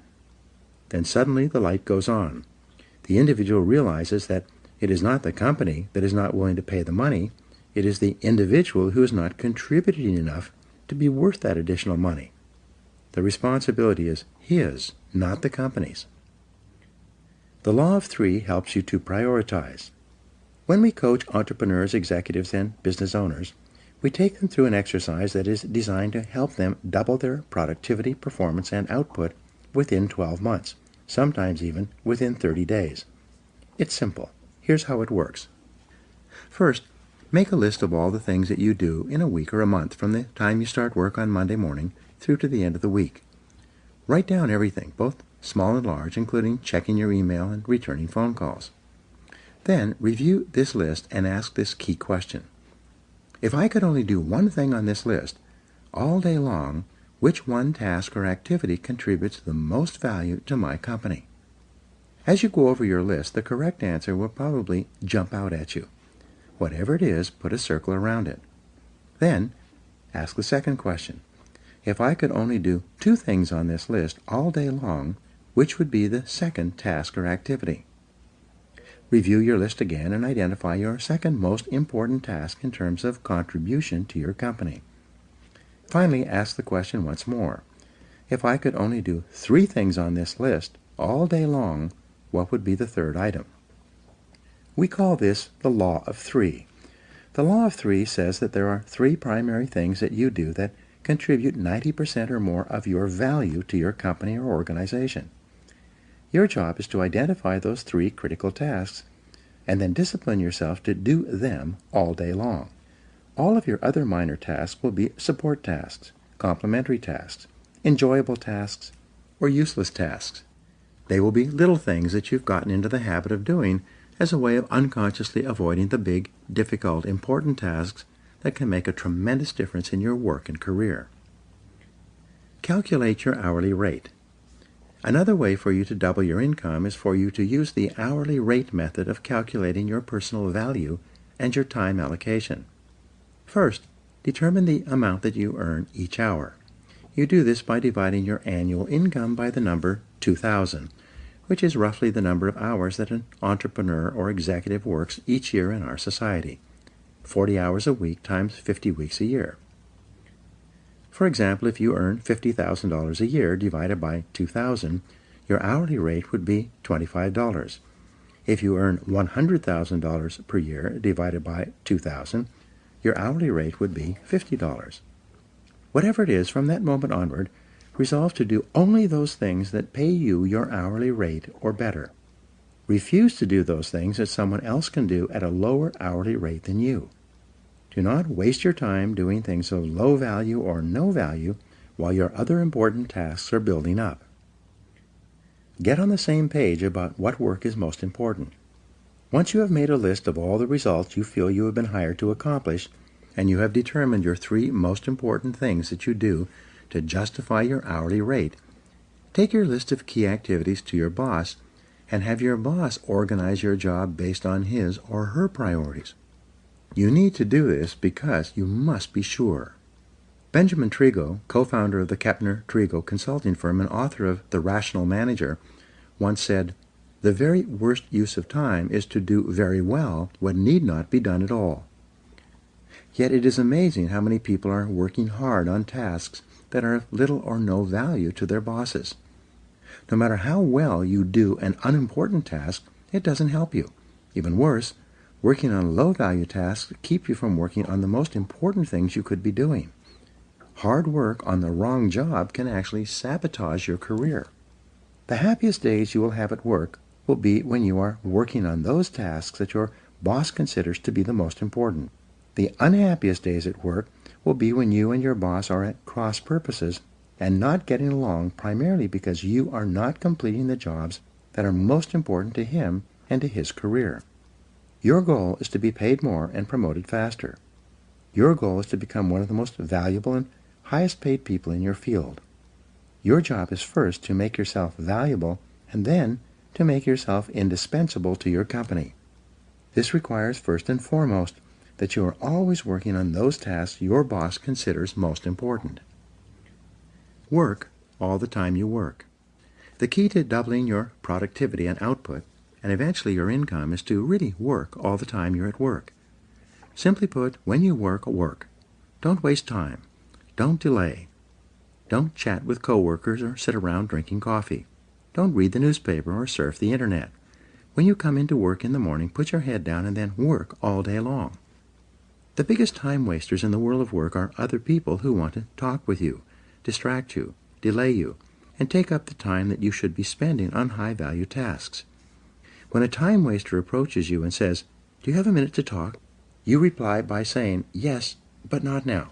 Why don't we talk at lunchtime or after work? In the meantime, I have to get this job finished. I have to get back to work."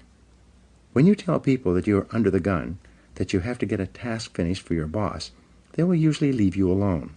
If you do this often enough, they will develop that habit of leaving you alone and instead find someone else with whom to waste time. Keep yourself motivated and focused by talking to yourself in a positive way. Your mantra from now on should be, back to work, back to work, back to work.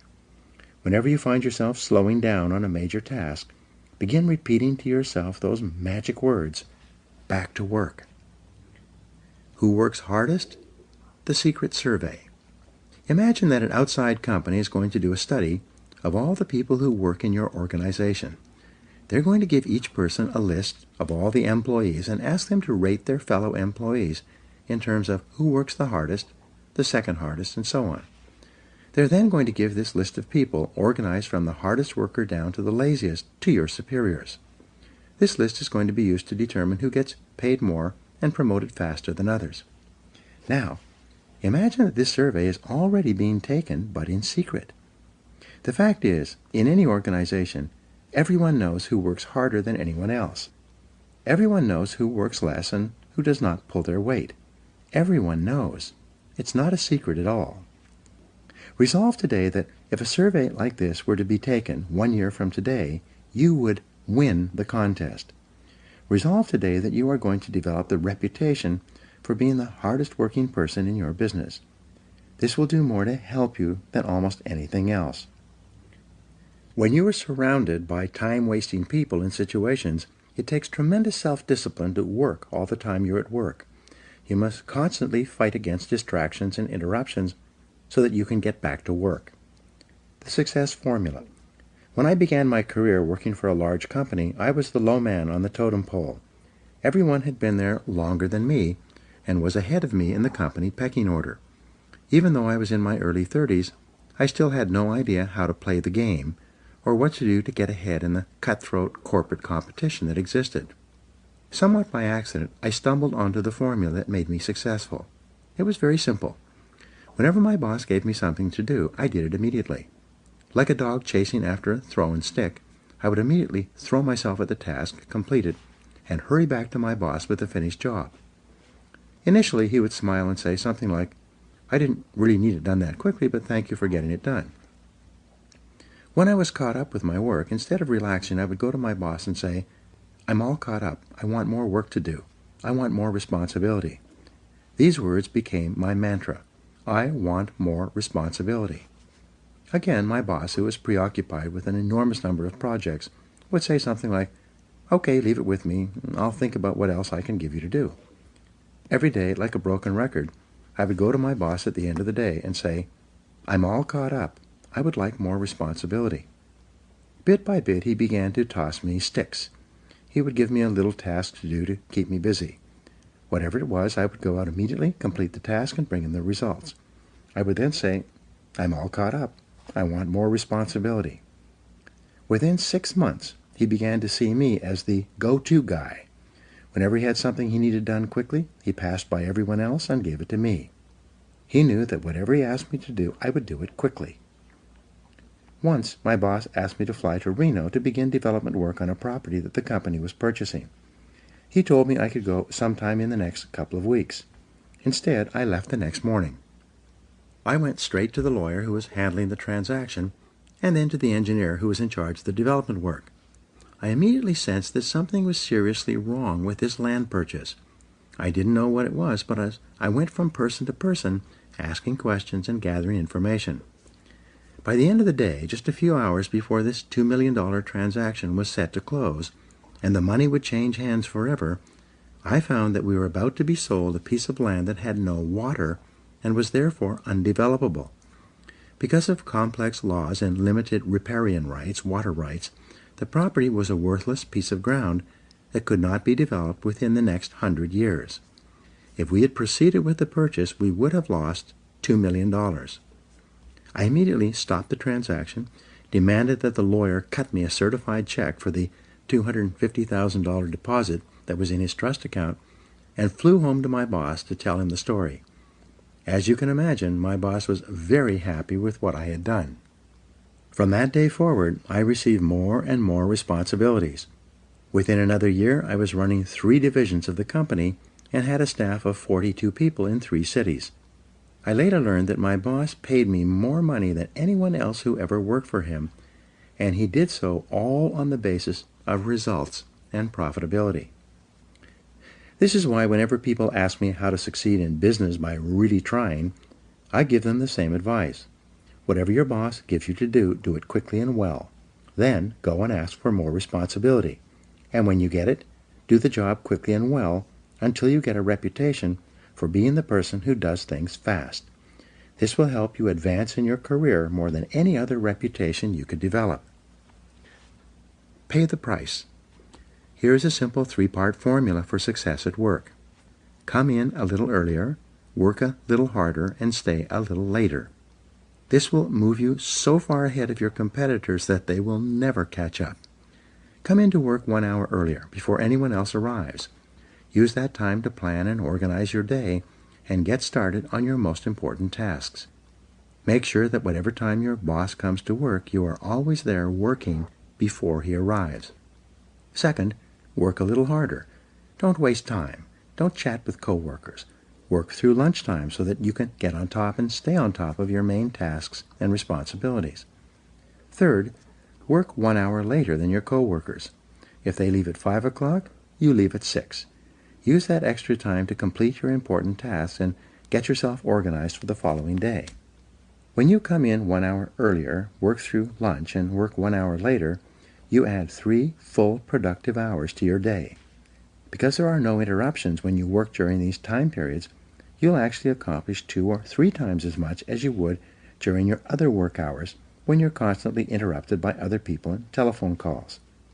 In fact, you can double or even triple your productivity, performance, and output by simply adding these 3 hours to your workday. The good news is that by coming in earlier and leaving later, you don't lose anything. You merely avoid the traffic tie-ups and slowdowns that most people suffer through on their ways to and from work. The 40-plus formula. To succeed faster at work, use the 40-plus formula. This formula says that you can tell where you're going to be 5 years from now by looking at the number of hours that you put in today in excess of 40 hours per week. If all you do is put in the regular 40 hours that everyone else puts in, all you will do is survive. Your annual increases will be 3 or 4%. You will have a job, but your income increases will go up at the same rate as everyone else. It is when you begin to put in more than 40 hours that you give yourself an advantage over most of the other people in your company and your business. Make it a habit to do more than what you are paid for. Discipline yourself to put in more than you take out. Every hour that you work over 40 hours a week is an investment in your future success. The highest paid people in America in every field work 50 to 60 hours per week. The average self-made millionaire works 59 hours per week. This is equal to 5 12-hour days or 6 10-hour days. Most successful people at the beginning of their careers worked 6 days a week, sometimes 7. Moreover, they worked all the time they were at work. They didn't waste time. They realized that in order to reap a great harvest later in their career, they had to sow a lot of seeds in the springtime of their career. Look the part. Dress for success. Finally, to succeed at work, you need to discipline yourself to look the part. Remember, birds of a feather flock together. When it comes to presentation, this means that people like to promote others who look like them. Your bosses are very sensitive to the appearance of their staff. They like to promote people who they are proud to introduce to their friends and colleagues. Be sure that you dress and groom in such a way that your boss would be proud to take you out for lunch and introduce you to others as a representative of his or her company.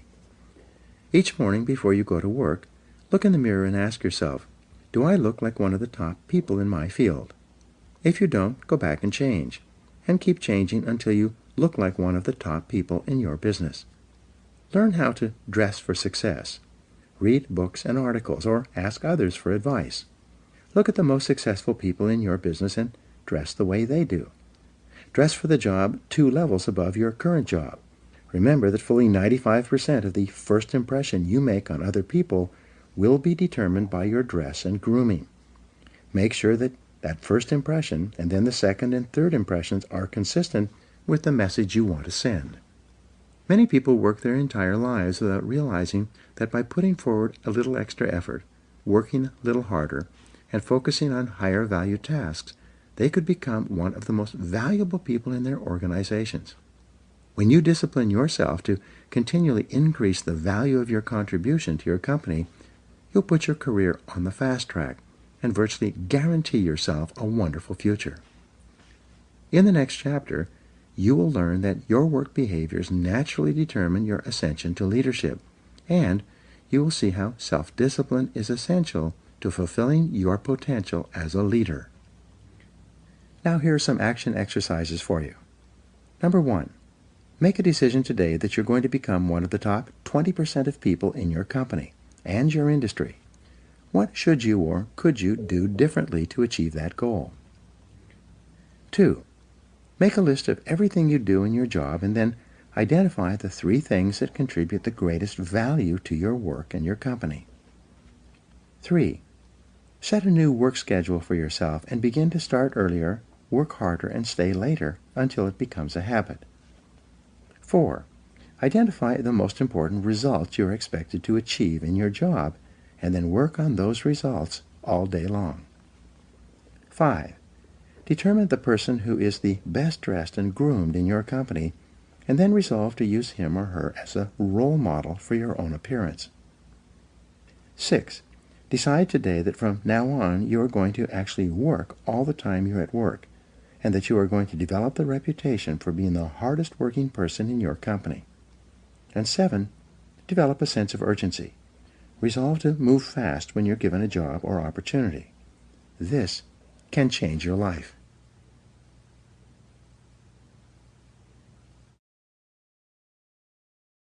Chapter 9. Self-Discipline and Leadership. Nothing is more harmful to the service than the neglect of discipline, for it is discipline more than numbers that gives one army superiority over another. George Washington. Leadership and self-discipline go hand in hand. It is not possible to imagine an effective leader who lacks self-discipline, willpower, self-control, and self-mastery. The overarching characteristic of a leader is that he is in complete control of himself and every situation. There has seldom been a time in history when leaders were so needed and so much in demand as today. We need leaders at every level of society, both in the profit and non-profit sectors. We need leaders in our families, businesses, places of worship, community organizations, and especially politics. We need men and women who take their responsibilities seriously and are willing to step forward to take command of the situation. Fortunately, leadership is learnable.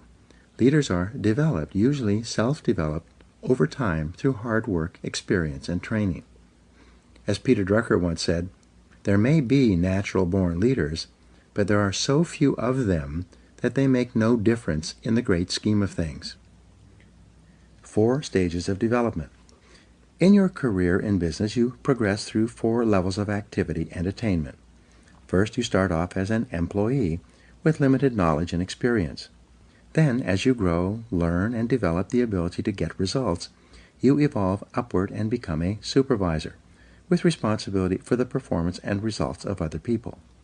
As you continue to move up the scale of supervision, improving your ability to get things done through others from directly overseeing the work of employees, you become a manager, someone who assigns work to people with demonstrated competence in certain areas. Managers have a larger view, and this comes with greater responsibilities. As you move up the scale of management, becoming more knowledgeable and effective and getting more and better results from more and different people, you reach the highest level, that of a leader. At this stage, you are responsible for determining what is to be done rather than how it is to be done. It is said that some leaders are made, some are born, and some people have leadership thrust upon them. Leaders emerge or are promoted to deal with a situation requiring leadership ability. In its simplest terms, the role of the leader is to take responsibility for results.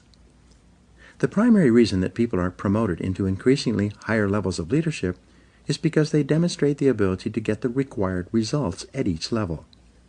The ongoing question of the leader is always, what results are expected of me? Clarity is essential. The main reason that some people are not promoted into greater leadership positions, or perhaps they are even fired, is because of failure to execute.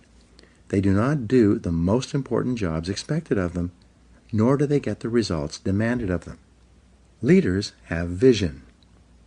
The first quality of leadership, based on 3,300 studies of leaders reviewed by James McPherson, is the quality of vision. Leaders have vision.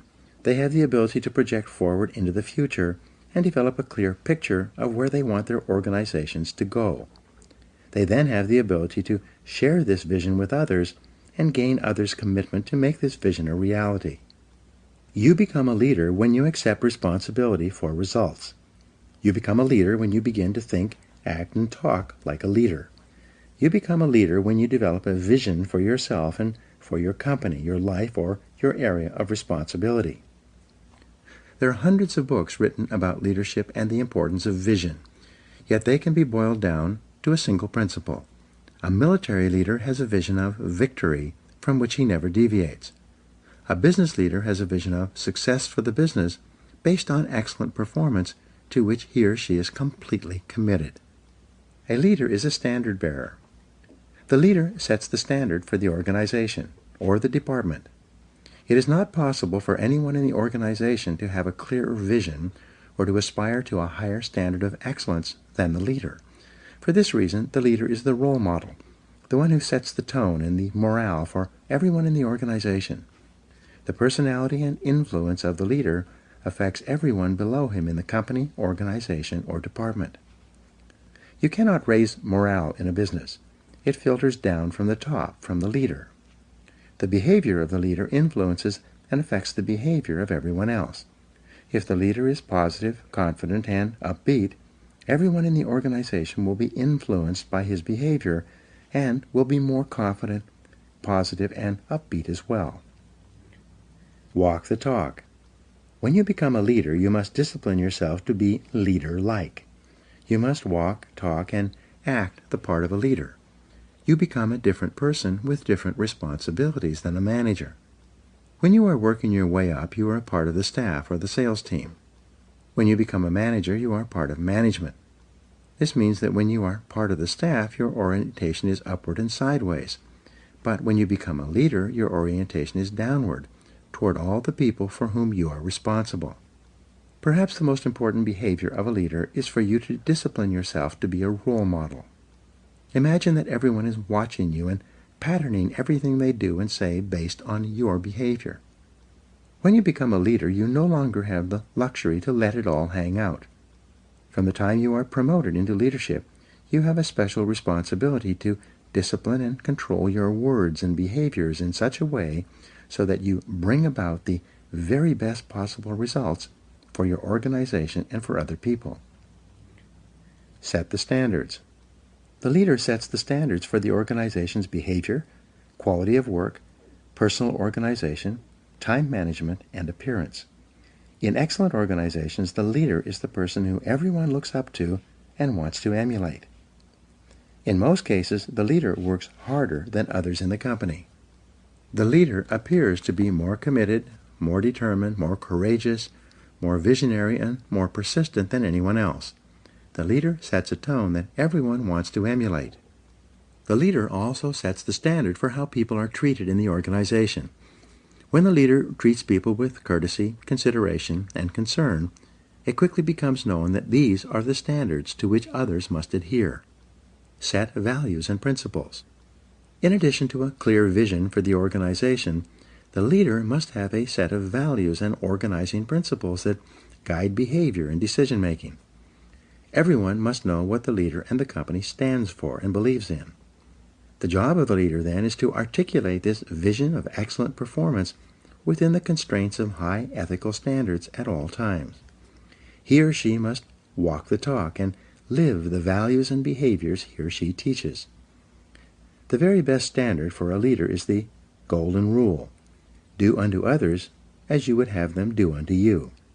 For example, when Jack Welch was the president of General Electric, he encouraged managers to treat each employee as if that employee might be promoted over his head sometime in the future, and he might find himself working under the person who is now working below him. This way of thinking assured that managers treated their staff with a high degree of respect and courtesy. 7 Principles of Leadership. To be an effective leader, there are 7 principles you must incorporate into your leadership behavior and activities. 1. Clarity. This is perhaps your most important responsibility. You must be absolutely clear about who you are and what you stand for. You must be absolutely clear about your vision and where you want to lead your people. You must be absolutely clear about the goals and objectives of the organization and how they are to be achieved. Especially, you must be absolutely clear about the values, mission, and purpose of the organization and what it stands for. Everyone around you and below you must know exactly why they are doing what they do and what their company has been formed to accomplish. 2. Competence. As the leader, you must set a standard of excellent performance for the organization as well as for every person and function in the company. Your goal must be for your company to be as good or better than your very best competitor. You must be continually seeking ways to improve the quality of your product and services to your customers. 3. Commitment. The leader is absolutely committed to the success of the organization and believes completely that this organization is the best in the business or will be the best in the future. This passionate commitment to the organization and to success and achievement motivates and inspires people to do their best work and put their whole hearts into their jobs. 4. Constraints. The job of the leader is to identify the constraints or limiting factors that set the speed at which the company achieves its most important goals of revenue and profitability. The leader then allocates people and resources to alleviate those constraints and remove the obstacles so it can perform as one of the best in the business. 5. Creativity.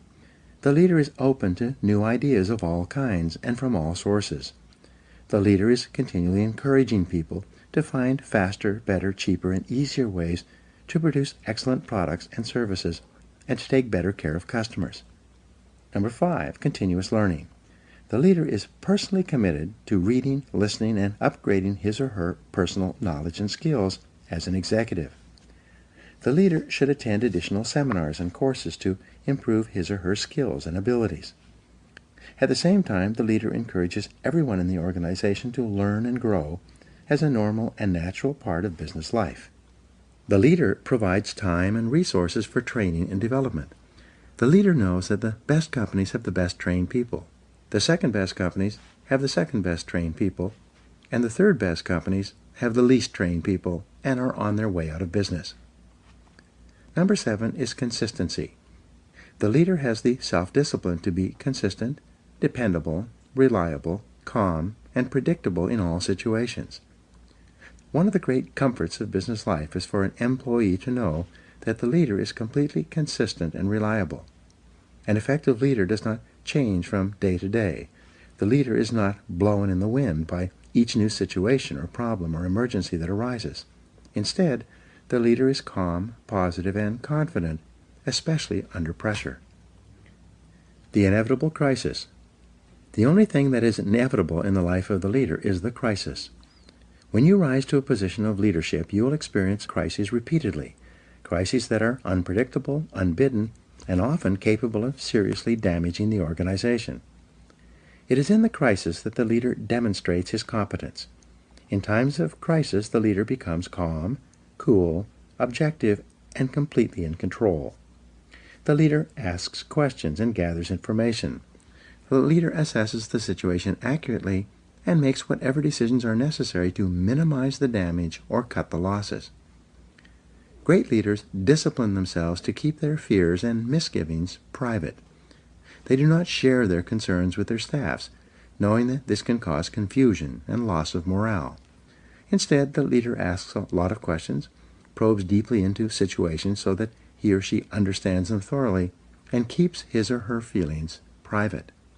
As far as the members of the organization are concerned, the leader is always calm, positive, relaxed, and in complete control, no matter what is happening. Self-control and leadership. There's a direct relationship between your ability to discipline yourself and your behaviors and your readiness to lead. It is only when you prove to others that you are in complete control of yourself that they develop the confidence to put you in a leadership position and keep you there. The leader realizes that everything he says to or about another person is magnified. The leader therefore praises and encourages people, both in their presence and when they are not around. He never says anything negative that could be misinterpreted or that could demotivate or offend another person. If he has problems with someone, he addresses them privately, out of sight and earshot of anyone else. Leadership qualities. Leaders discipline themselves to plan, prepare, organize, and check every detail. They take nothing for granted. They ask questions to ensure that they have a complete understanding of a situation, problem, or difficulty. Great leaders act as if they own the entire company.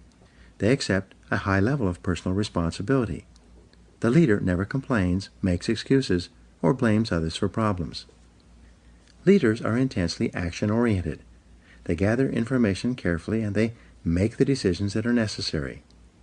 They set measures and standards and hold others to them.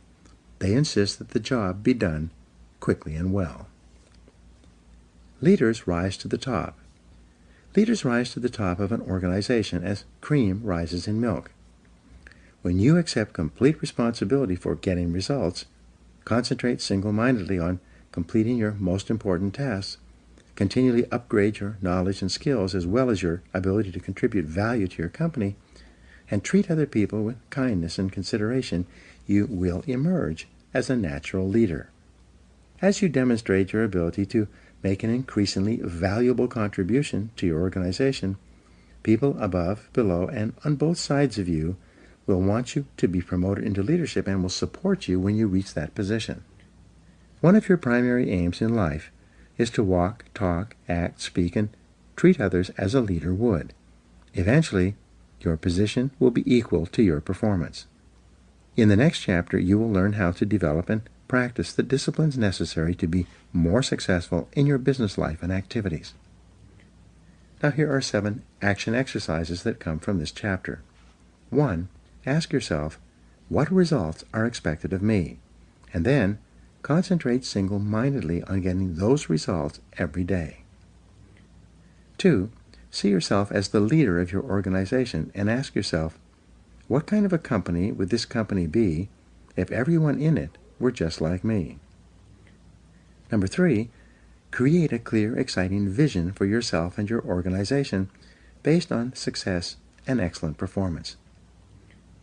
Number 4, identify the most important people in your business world and determine how you will have to behave toward them to get them to perform at their best. Number 5, resolve in advance that when the inevitable crisis occurs, you will respond in a calm, controlled, and intelligent manner.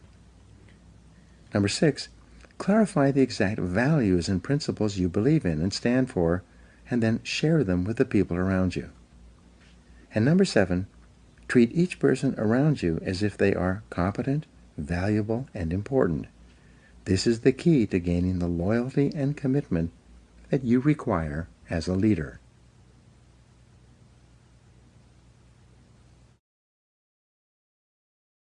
Chapter 10. Self-Discipline and Business. John Viney wrote, "The quality of self-denial in the pursuit of a longer-term goal, and indeed, the willpower to maintain that level of self-denial, is an excellent training for the boardroom." Most people will work in or for a business or own a business in the course of their lifetimes. The achievement of business success demands high levels of discipline from you in every area of business activity, both large or small. Without self-discipline and self-control in business, no success is possible. There's no area of activity that demands more self-discipline than starting and operating a successful business in our current economy. The first law of economics is scarcity. As a rule, there is never enough of anything for everyone who wants it.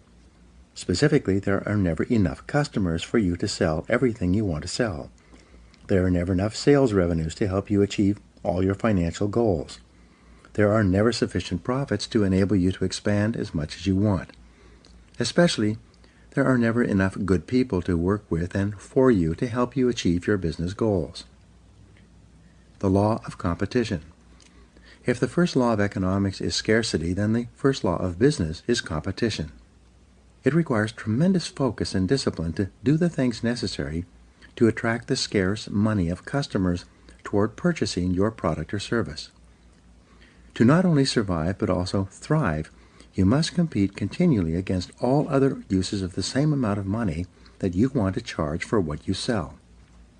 The first discipline of business success is that you offer a product or service that people want, need, and will pay for at a price they will accept, a price that is competitive with every other business that wants the same customer dollar. You must be completely honest with your product-service mix to ensure that it is well suited to the current market. This is an area where false assumptions or incorrect conclusions can lead to business failure. This answer is continually changing as competition and customer tastes also change. The customer is always right. Every week I speak to business people who are unhappy with their levels of sales and profitability. They insist that their product or service is excellent and that people should be buying from them in a much larger quantity. In each case, I have to gently point out to them that the only proof that their product or service is truly attractive or valuable is that people buy it willingly and then buy it again and tell their friends to buy it as well. According to the experts, fully 70% of your business decisions will turn out to be wrong in the fullness of time. This is the average. When you're a new business person or starting a new business, you'll be wrong even more often than this. It's not unusual for an entrepreneur to be wrong 90% of the time in the beginning of his or her career. It requires tremendous self-discipline and character to face the possibility that you could be wrong in your most cherished assumptions and beliefs. Nonetheless, this discipline is essential if you're going to minimize your mistakes, cut your losses, and redirect your resources toward offering customers more of the things that they really want, need, and are willing to pay for. All business investment and business startups require a high level of optimism. You must believe in the future possibilities of your business along with your new products and services. You must have so much confidence in their marketability that you're willing to undertake financial risk and invest many hours, weeks, and even years to achieve your business goals, and you must do all of this with no real guarantee of success. At the same time, you need discipline to curb your confidence, to remain objective and realistic. Overconfidence in business can lead to business mistakes, financial losses, and even bankruptcy. You must be better. Because of the aggressive and determined nature of your competition, in order to simply survive, you must discipline yourself to be equal to or better than your competitors. After all, your competitors get out of bed every morning thinking about how they can put you out of business. They want to take away your customers and your sales. They want to get your profits. They want as much of your business as they can possibly get. To increase your probabilities of success against such competition, you must make every effort to outthink them. When you start a business or a new venture within a business, you require the discipline to do your homework thoroughly in advance. You create a complete business plan before you start operations, and you continue to update it and revise it every year thereafter. The discipline of advanced planning can spell the difference between success and failure. Challenge your assumptions. Most business ideas do not work, at least in their original form. As Peter Drucker said, errant assumptions lie at the root of every failure. A major reason for business failure is that the business owner or executive relies on assumptions that are not tested. They assume that the product or service is excellent in comparison with others. They assume that they can sell a sufficient number of those products or services and do so at a profit. They further assume that those profits will be substantial enough to make this investment of time and money more attractive than any other use of the same amount of time or funds. All of these assumptions must be tested carefully before any irrevocable commitment is made. According to the Kauffman Foundation on Entrepreneurship, 95% of entrepreneurs and small business owners in America earn less than $50,000 per year. Why is this? It's not because they lack the energy, intelligence, or ability to earn more. The very fact that a person has the courage and resourcefulness to start a new business means that he or she has above average levels of natural talent. The reason why so many entrepreneurs underachieve and fail is because they lack discipline. They lack the discipline to carefully study every aspect of the business before committing to it. They lack the discipline to test their assumptions rather than jumping to conclusions and hoping for the best. Don't let this happen to you. Identify your ideal customer. You need discipline to identify and determine your ideal customer, the exact person who can and will buy your product or service in sufficient quantities and at the price you need to charge in order to justify going into this area of business in the first place. You need the discipline, based on trial, error, and persistence, to develop a marketing plan that generates a steady and predictable stream of new leads for your business. To market effectively, you must be clear about your competitive advantage and your unique selling proposition. What is it about your product or service that makes it superior and more valuable for a customer than any other similar product or service being offered today? You need the discipline to develop a complete sales system from beginning to end that converts qualified leads into solid customers. It's amazing how many businesses just assume that the product or service will sell itself, whether they have a superior sales system or not. Know your true costs. You need the discipline to determine accurate costs and the proper pricing of your products and services. Walmart has become the biggest retailer in history largely because of its expertise in this area. It's amazing how many businesses are selling products and services at a loss because they've never accurately totaled all the costs of bringing that product or service to market in the first place. You've heard the old saying, we lose money on every item we sell, but we try to make it up on the volume. Obviously, that's not possible. You need a quality control system in order to ensure that every product or service that you sell is of such high quality that your customers are so satisfied that they happily buy from you again and tell their friends. You need the discipline to develop a customer service policy, one in which you treat your customers so well that they become loyal to you and choose you over any of your competitors. The purpose of a business is to please your customers. What is the purpose of a business? The purpose of a business is to create and keep a customer in a cost-effective manner. Profits are not the purpose of a business. Profits are the result of creating and keeping a sufficient number of customers who yield a sufficient number of profits after all costs. What is the key measure of business success? The answer is customer satisfaction. Every effort and activity of your business must be aimed at satisfying customers in a manner that is better than any other competitor. What is the measure of customer satisfaction? The answer is repeat business.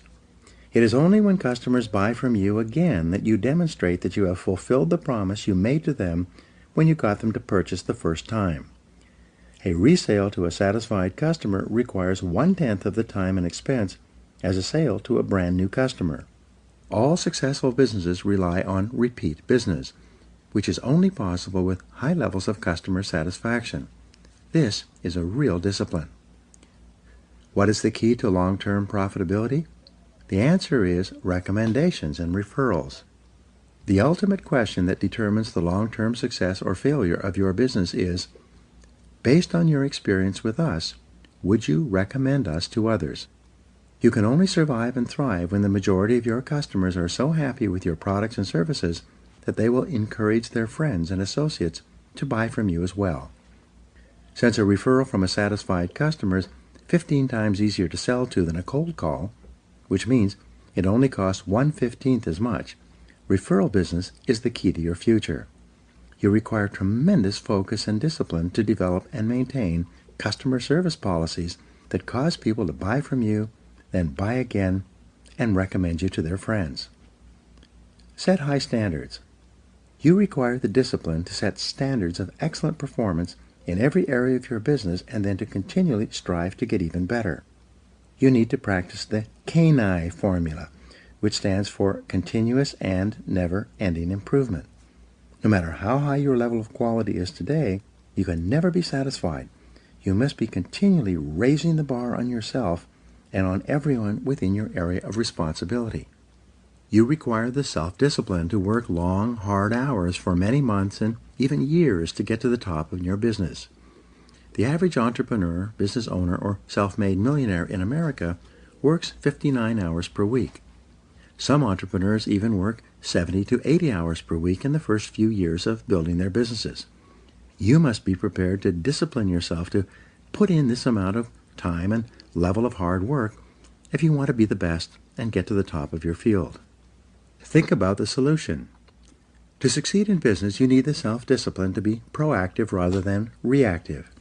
You need to focus on solutions rather than problems. You need to concentrate on the most important thing you could possibly be doing every hour of every day rather than getting sidetracked by low-value or no-value tasks and activities. Above all, you need the self-discipline to settle in for the long term, to develop a long-time perspective in your business life.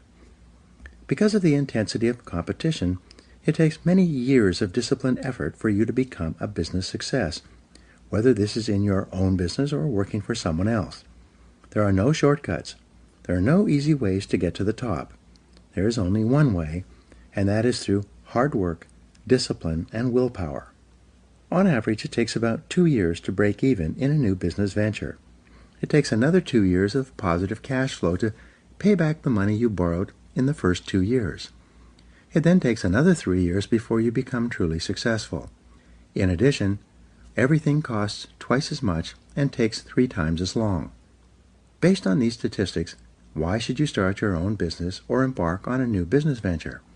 Because the time is going to pass anyway. After all, 5 years from now, you will be 5 years older. And 10 years from now, you will be 10 years older.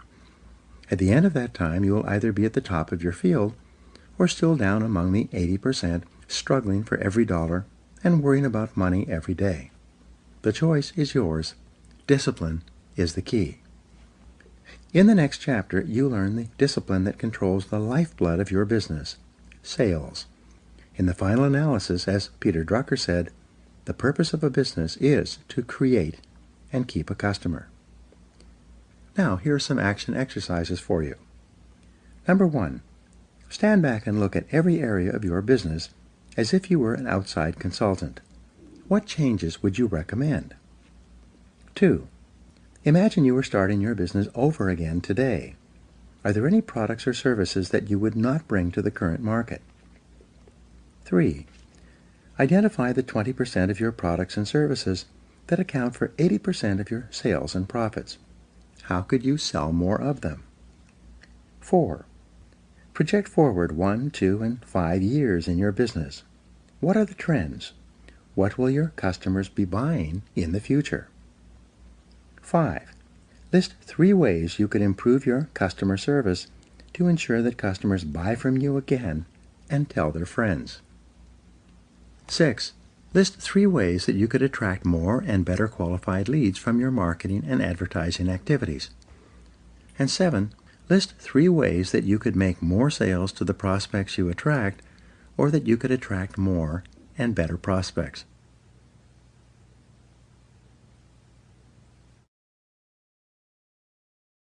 Chapter 11, Self-Discipline and Sales. Nothing happens until a sale takes place. Red Motley. The most important element in business success is selling. Nothing happens until a sale takes place. All the factories, businesses, offices, and producers of goods and services only leap into action when someone somewhere makes a sale to someone. Selling is one of the hardest professions in America. It is also the only profession in which a person can start with limited skills to achieve one of the highest incomes in our economy. Moving onward and upward in sales is like driving on the Autobahn in Germany. There are no speed limits.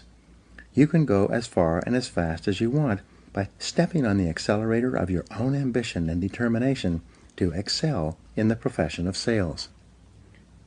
Business success or failure.